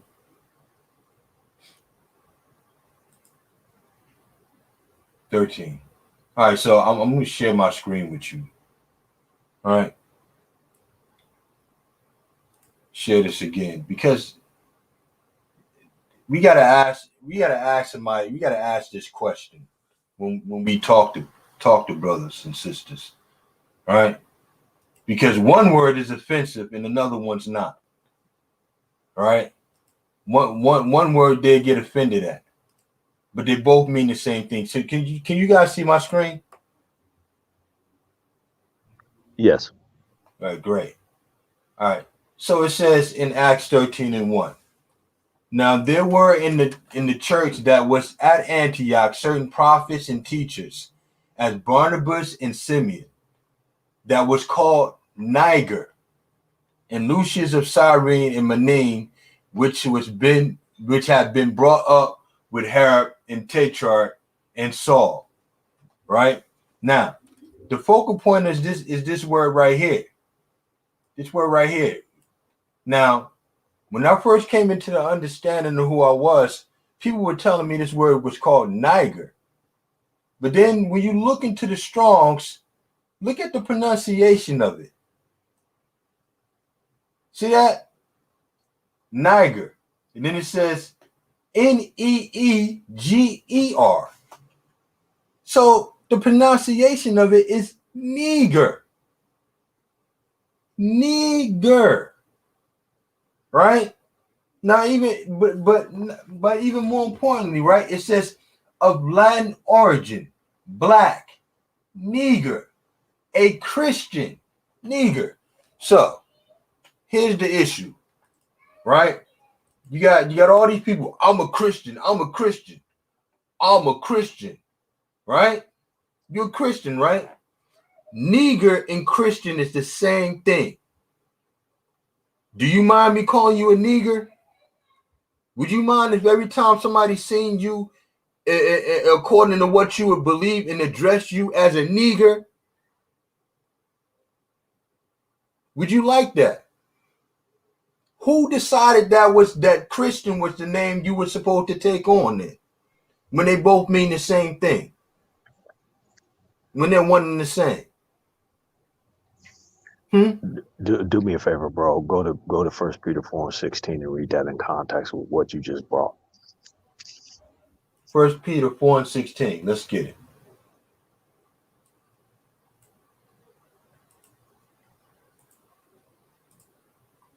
First Peter 4:16. Yet, if any man suffer as a Christian, let him be ashamed.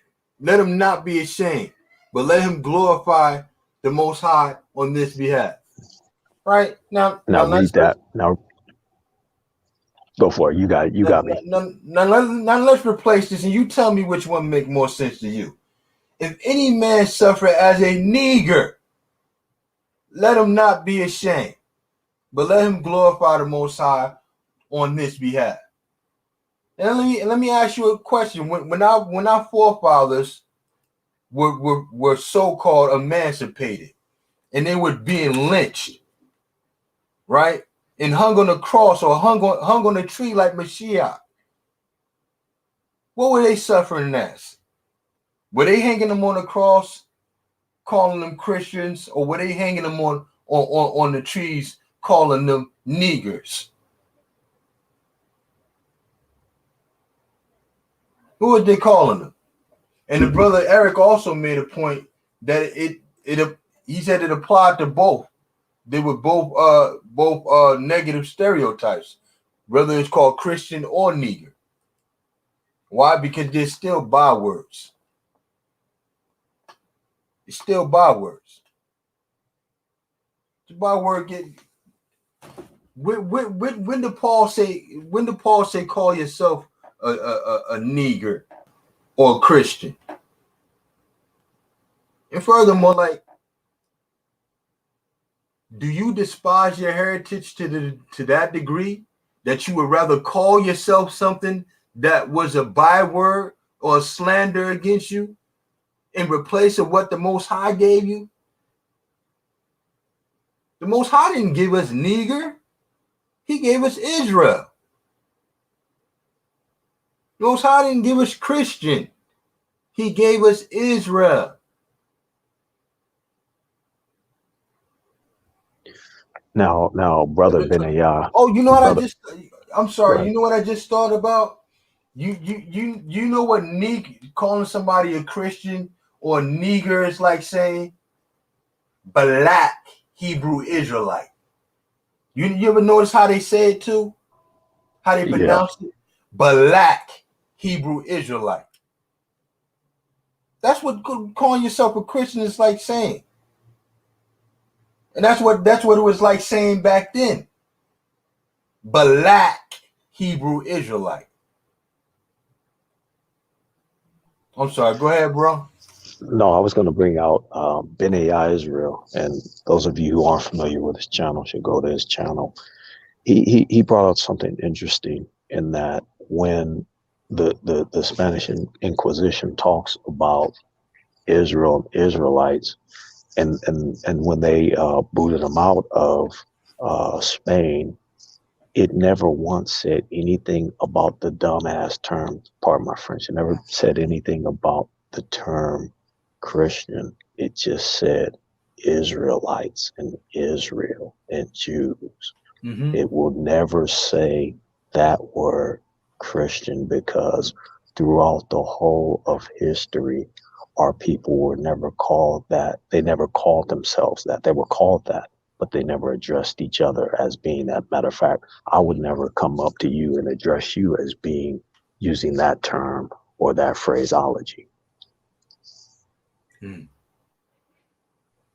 You will never find that throughout history. If you look at any of the histories of the Inquisition, even from 70 AD forward, you will never find those people being called that, but you will always find them attempting to be converted to that. Well, they already had a new Mashiach. So why would they take on this foolish culture of the Romans for when they already knew Mashiach? They already had him, but they still refer to themselves as being Israelite. Mm-hmm.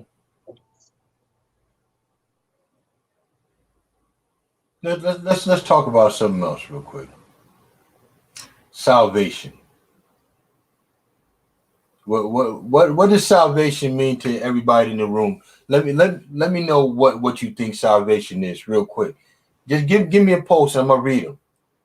I according to your own words, just say what you think salvation is.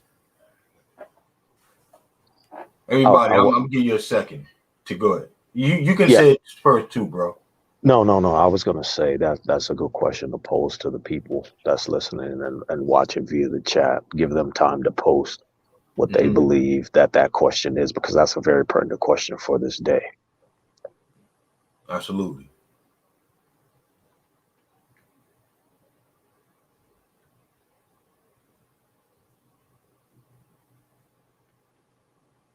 Oh, that's an excellent.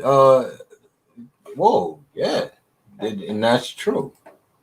All right, they called us niggers, black, swarthy, and Ethiopian because it was against the Roman law to call someone a Jew. I remember that. I remember reading that. I believe it was in the Apocrypha.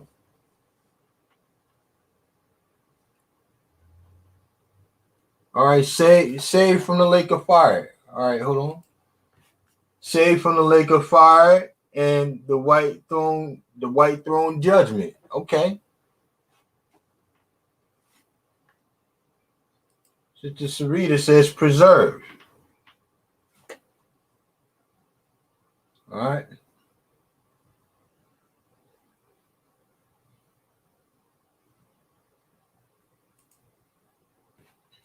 Lioness of Judah says save from our enemies.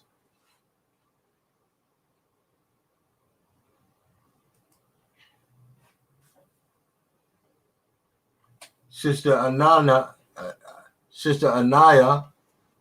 says redemption. Non-spirit says rest. Anybody else?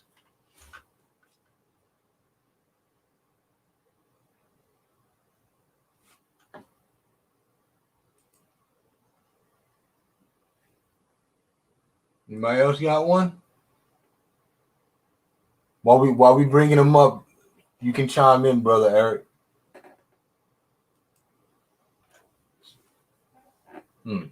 Salvation has two meanings, and they both apply to Israel first, then to the Greek. Salvation means to be saved from the enemy and to get salvation from the Messiah. To serve Yah in our own land. Saved from the Most High's wrath. Awesome. Matthews. How much she always say she really, I say unto you, to heaven and earth pass, not one jot or one tittle shall no wise pass from the law to all be fulfilled. Question is salvation. What does salvation mean to you? In your own words. You got some really good ones.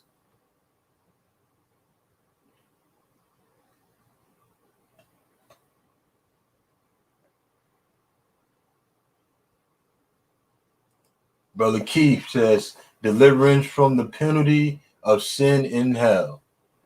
To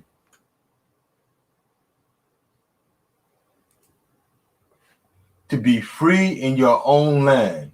Salvation. Brother Donovan.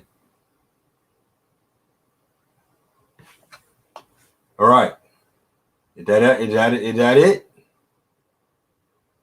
We count down from 10 to 1.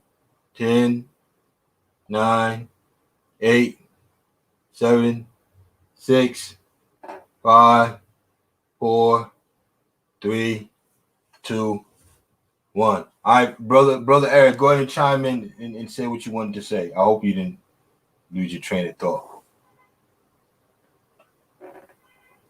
No, I was just letting you know I was back. Oh, great. All great answers. Absolutely, all great answers, and all of them are biblical.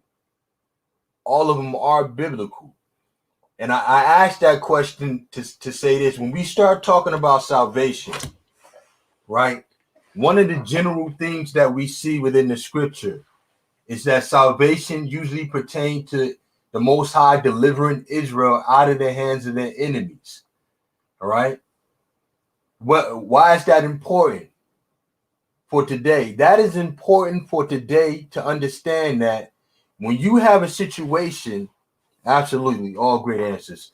When you have a situation where Israel is in need of salvation or being saved out of the hands of their enemies, there is no need for the antagonist to be saved. The only people that would have to be saved is those that have sided with Israel and are facing the same wrath as the antagonists. Right? Those who have clinged to Israel are the only ones that would need salvation out of Israel being saved out of the hands of their enemies. Now, before you can receive redemption or whether or not you're going to heaven or hell, you would have to be saved out of the hands of your enemies. But here's the general thing. Let me present the general thing to you, because there's no new thing under the sun, right? And everything that was spoken in the New Testament was in accordance to what was written in the so-called Old Testament. All right. When Paul was writing his letters, there was no New Testament. New Testament didn't come into play until 200 AD, meaning they wasn't compiled into a set of books for our people to follow into that time. All right. Now, let's get something.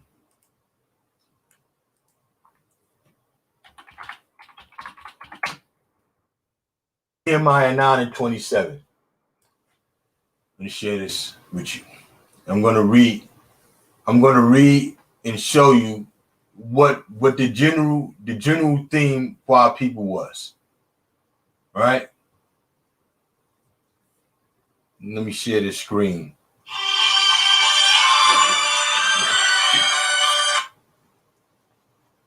Share the screen. Let me know if you can see the screen. Okay. Can everybody see the screen? Can you see it, Brother Clear?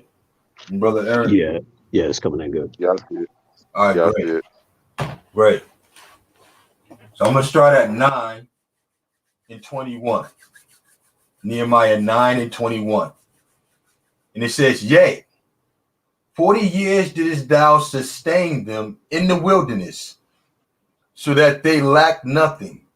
Their clothes waxed not old, and their feet swelled not. And that's amazing. 40 years and your clothes don't get old. All right. But let me continue. Moreover, thou givest them the kingdoms and the nations that didst divided them into corners, so they possessed the land of Sihon and the land of the king of Heshbon and the land of Og, king of Bashan.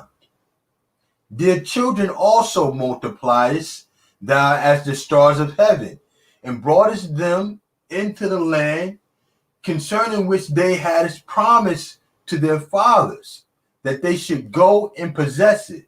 Right now, this is talking about Israel, and this is talking about when they was in the wilderness for 40 years. Right now, let's go on, and it says.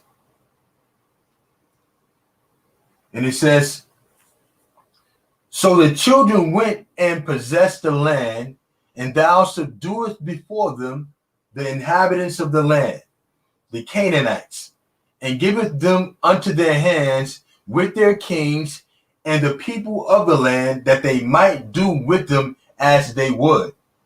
And they took strong cities and a fat land, and possessed houses full of all goods, wells digged, vineyards and olive yards, and fruit trees in abundance. So they did eat and were filled, and became fat, and delighted themselves in thy great goodness. Nevertheless, they were disobedient and rebelled against thee, and cast thy law behind their backs, and slew thy prophets which testify against them, to turn them to thee. And they wrought great provocation. Therefore, thou deliverest them into the hand of their enemies, who vexed them. And in time of their trouble, when they cried unto thee, thou heardest them from heaven, and according to thy manifold mercies, thou givest them saviors, who saved them out of the hand of their enemies. All right, so there is no new thing under the sun. All right. This was the general consensus when you thought of salvation and the Most High delivering Israel. right? This situation that we're in today is no different from any other situation. The only thing that's different is the size of this kingdom, right? But our people have always turned away from the Most High, and the Most High had to put us in the hands of our enemies when we cried out, and the Most High sent saviors to save us out of the hands of our enemies. All right? Now, the purpose of Mashiach was this: to safeguard that covenant. Let me grab it. But before I grab it, again, the general theme as salvation pertained to Israel was that the Most High would deliver Israel out of the hand of their enemies. In any of those situations that we look back then, whether it was delivered out of Babylon or from Persia or from Egypt, none of the antagonists were delivered unless they clinged to Israel, unless they diligently learned the ways of his people. All right? So when you look at Christianity and its replacement theology and its cultural appropriation, they are directly against holding on to Israel, but they're trying to replace us with a religion. But let me go on to show you. Mashiach came to safeguard that covenant. How do we know? Let's get it in Galatians.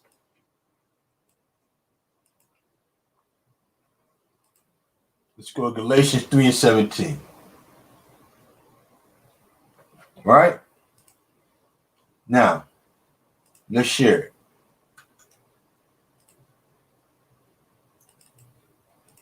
And you brothers can see it, right? If you can see it, they can see it. Yes. All right, great. Galatians 3:17 says, "And this I say, that the covenant that was confirmed before of God in Christ, the law, which was 430 years after, cannot disannul that it should make the promise of none effect."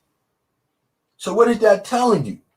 That's telling you that even though the Most High gave the law to our people when he brought them out of Egypt, it does not cancel out the promise or the covenant that he made with Abraham. You see that? But where does Christ come in with that? What is Christ's purpose in that? His purpose was to safeguard that covenant. This is the reason why he was sacrificed, in order to hold us over while we be in the land of our captivity. Why? Because all the standards that apply to our forefathers concerning the law still apply to us.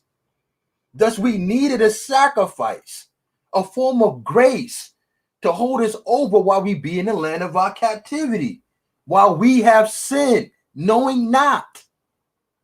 You see what I'm saying? Let me get a one if you guys are seeing this. If you guys are seeing and understanding what I'm saying to you. Let me get a one if you understand.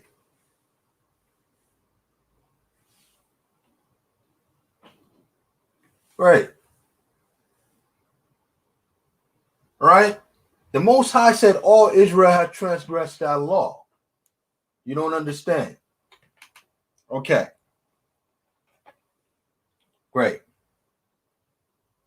So let's take a look at something real quick. All right. The other nations' salvations come through them cleaning to us. I'm sorry, brother. I'm sorry you missed it. I'm for the sake of staying on the right track though. I'm gonna have to keep going. All right. So we understand that Mashiach came to bring repentance to Israel. Right? Now, if Mashiach came to give repentance to Israel, and we have in Amos, this is what Amos says.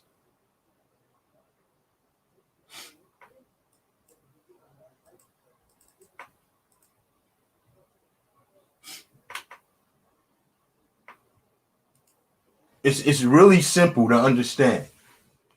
It says in Amos 3:1, hear this word that the Lord hath spoken against you, O children of Israel. Let me share my screen again. I want you guys to see this. I know you're familiar with it, but I want you to take into consideration. It says, hear this word that the Lord hath spoken against you, O children of Israel, against the whole family which I brought up from the land of Egypt, saying, you only have I known of all the families of the earth. Therefore, I will punish you for all your iniquities. All right, so we know that Israel was punished because they turned away from the law. And if the law had been given to anybody else, they would surely be facing the same condition that we're facing. As it reads in Psalms, he showed his word unto Jacob, his laws and statutes unto Israel. He hath not dealt so with any other nation. And as for his statutes, they have not known them. Or as his judgments, they have not known them. Let me see if I can grab it.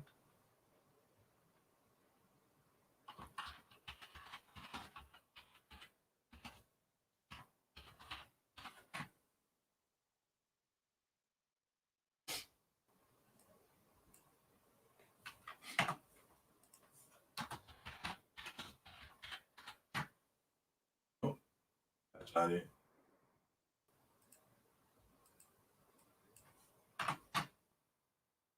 Finally. And that's still not it.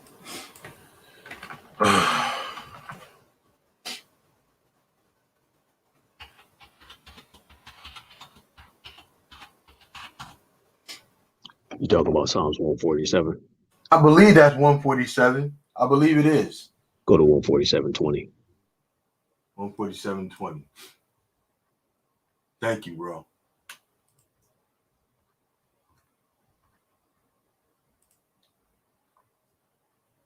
Awesome. Thank you. Psalms 147 and 19 through 20. He showeth his word unto Jacob, his statutes and his judgments unto Israel. He hath not dealt so with any nation, and as for his judgments, they have not known them. All right. So the precept to that, right, is this Amos. He's saying again, the reason why he's punishing you because he didn't know any other nation. The Most High didn't deal intimately with any other nation. Now, he dealt with individuals, yes, but he did not deal with anybody as a nation concerning his laws, statutes, and commandments. All right? He didn't. And this is the reason why we're being punished, right? But it says also that where there's no law, there's no sin, right? Where there's no law, though, there's no sin.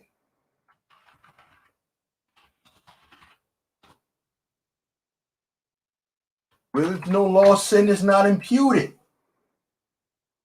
Right? Romans 5 and 13. For until the law, sin was in the world. But sin is not imputed when there is no law. All right? Now, this is the death in Adam in the life of Christ. Now, the scripture is clear that Christ came to die so that Israel can be reconciled back to the Father. Right? Hold on.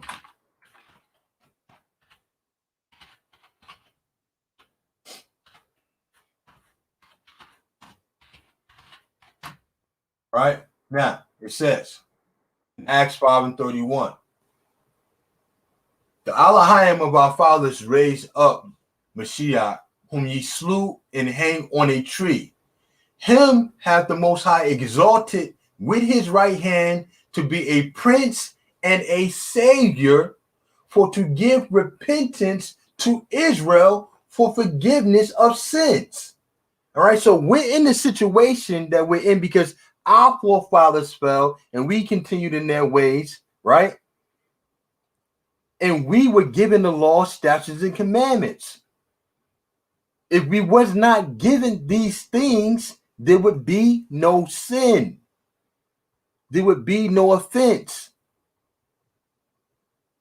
Do you see that? So the purpose of Mashiach was because we sinned. But because we sinned, we needed a sacrifice. Now, I did a whole lesson on this concerning the law according to an Israelite, where I go into the understanding of the fact that the Most High has always had grace for our people. Right? The Most High has always had grace for our people. And it came in the form of animal sacrifice. All right? Can you hear me?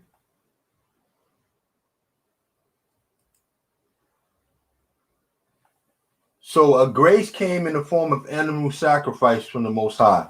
And the point of Mashiach's sacrifice was the same point that we gave sacrifices before.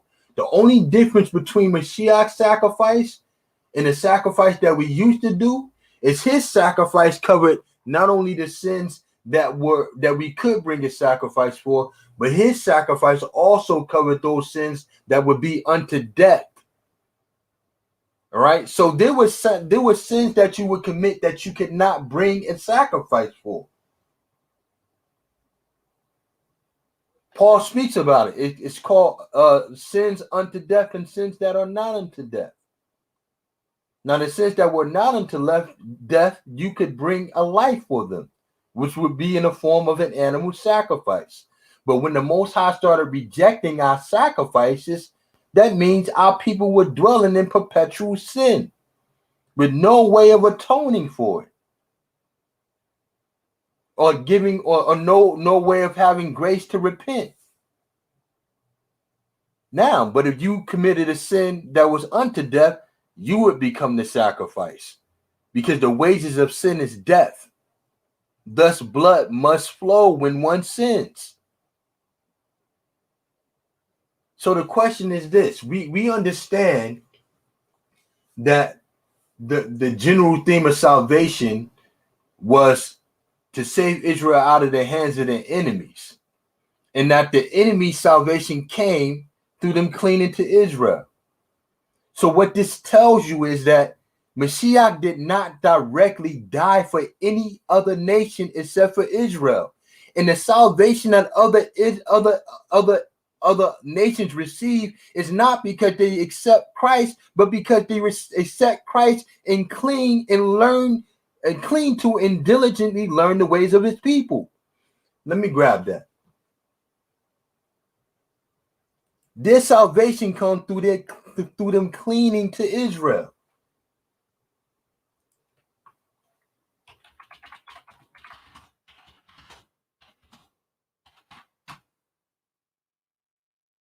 Let me grab it. Jeremiah chapter 12. And share this with you again.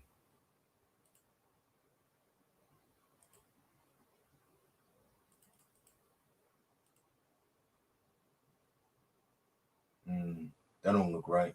Hold on.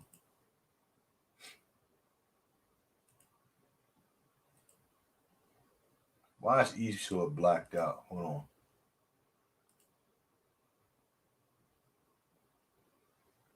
I have to try it over again. Okay. I'm going to share this one with you. Here we go.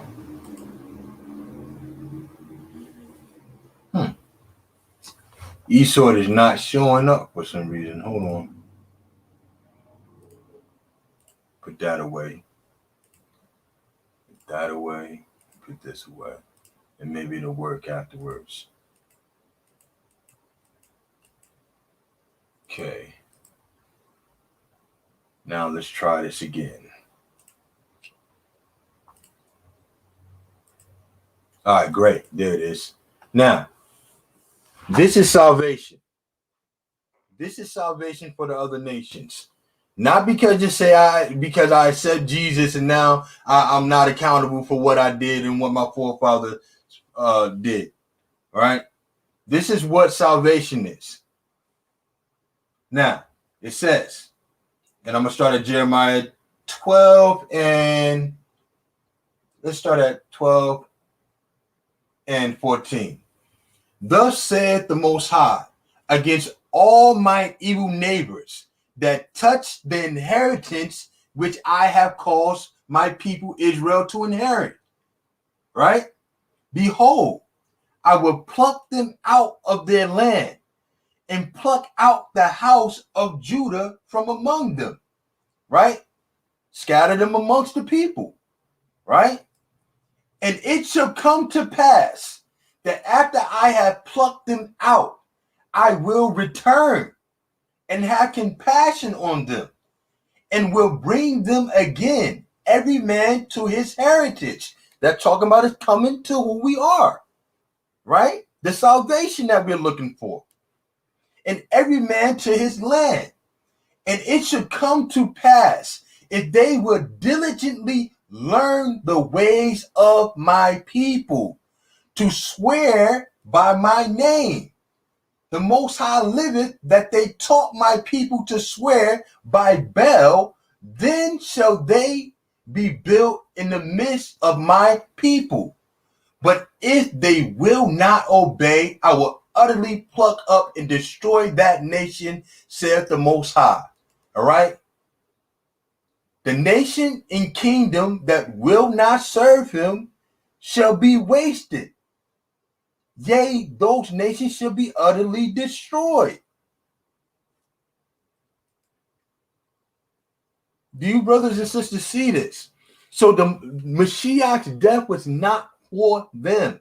So these Christians in this made up religion, this doctrine of devils, this replacement theology, this cultural appropriation that you claim you follow Mashiach, where you really follow your misinterpretation of what Paul said, it's a doctrine of devils. It's a broad way that leadeth to destruction. And Berean and all those other people that's over there trying to ridicule our brothers and sisters for coming to their heritage and telling the truth, these brothers are leading people into the pits of hell. Because before you go and you're judged, after every man died, you will be judged. You know, one day me and you gonna have a conversation, brother Key. We gonna be on. We gonna be conversating. You know, because this is what I'm seeing, man, and this why I despise Christianity, brother. And it's not that I despise our people. I understand some of our people don't understand that or where I'm coming from. But these religions are pointless, man. They're a curse upon our people to get us to drop standards and start serving wood and stone.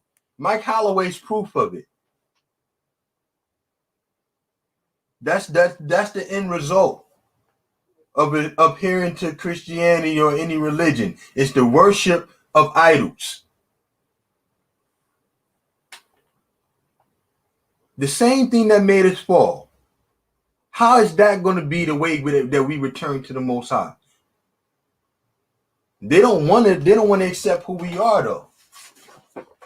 How many different things they didn't brought out? They didn't brought out geographical information.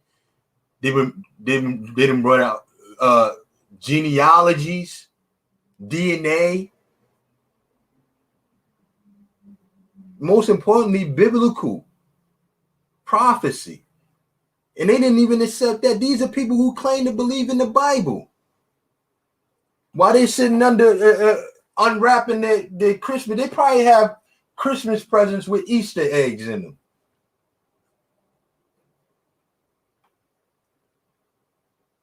They leave their Christmas tree up all year.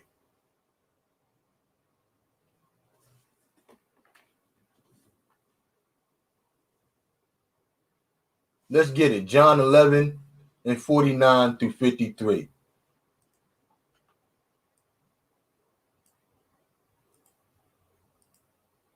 Thank you, Sister Biblical T. Let's get it. Let me share my screen.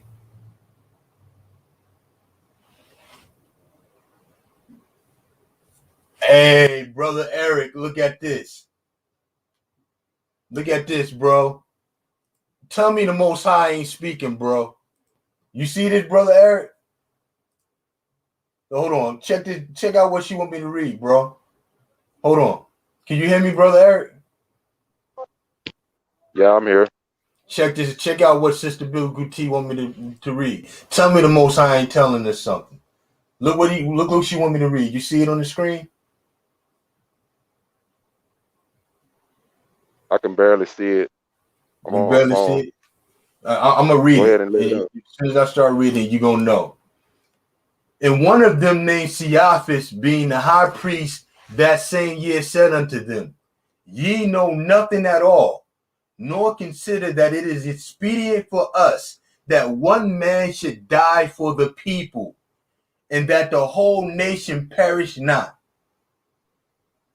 And this spake he not of himself, but being high priest that year, he prophesied that Mashiach should die for that nation, and not for that nation only, but that also he should gather together in one the children of the Most High that were scattered abroad.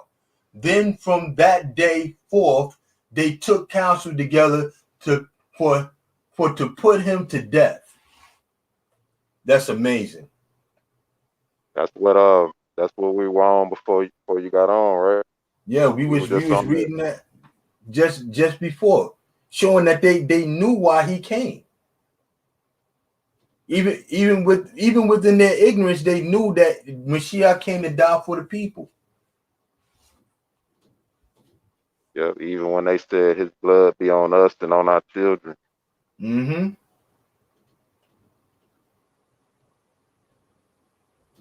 You know, Like you said, we under it regardless. be under it regardless. That's why when we hear brothers saying, they don't appear to the New Testament and things like that, what we have to do, really, we have to stop really getting into the mindset of condemning anybody. And this is the reason why. When Paul and them were speaking, they knew of no New Testament. They knew not of Matthew's writings, Luke's, John's. It wasn't compiled in the book. There was no printing press to spread that around. Paul's writings went specifically to those who he sent them to. All right. And we know that we're missing a lot more too. And that we're dealing with with translations. So what we have to understand is being discontinued from our heritage, some of us are going to stumble. But a lot of brothers and sisters have to realize that grace, we're under that grace. Whether you want to accept it or not, there's a reason why you ain't been put to death by the Most High. You know? But I hope that was edifying, what I shared with you, brothers and sisters. You know, I came on here today. I came on understanding that the guy that was supposed to be on here flaked out, and I had a feeling he would do that.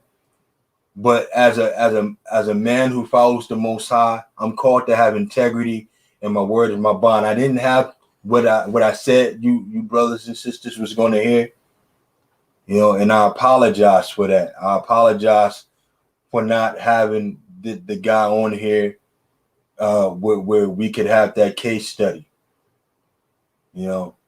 for us to follow and to be an example.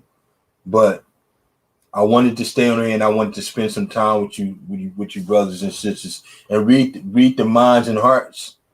When I read the comments, it's like me reading the minds and the hearts and the thoughts of my brothers and sisters, and that's more important to me than having him on here anyway.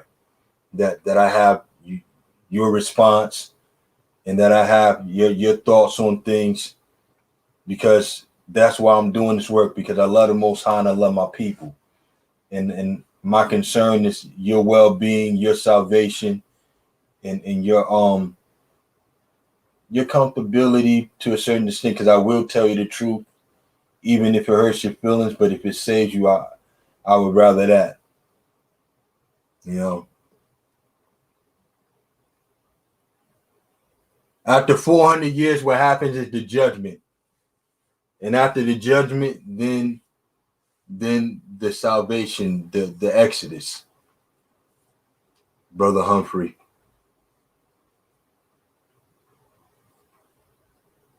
You know, thank you, Sister Sarita. And you're a blessing to us, sister, my modern Hebrew life. You know, but I'm going to close it down now, and I want to say, have a good evening.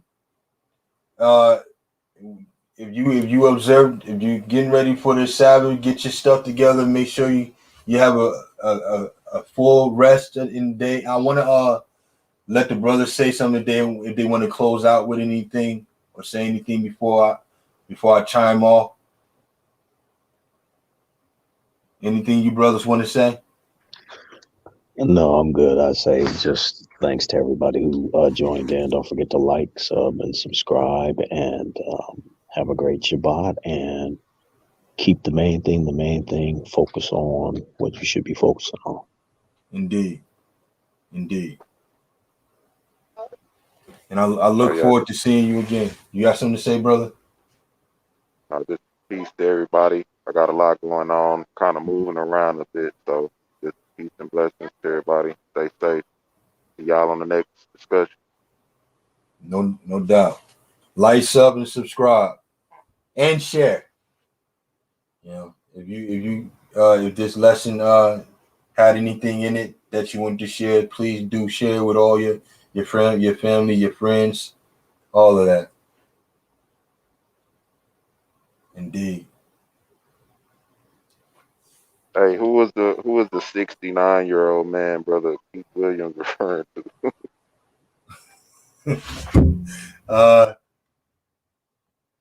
I know it ain't Keith Williams. Keith Williams looking like he's like 29 over there.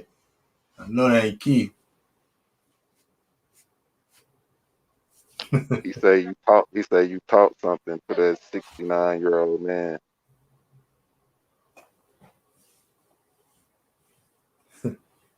Love you too, family. Peace and blessings. Signing out.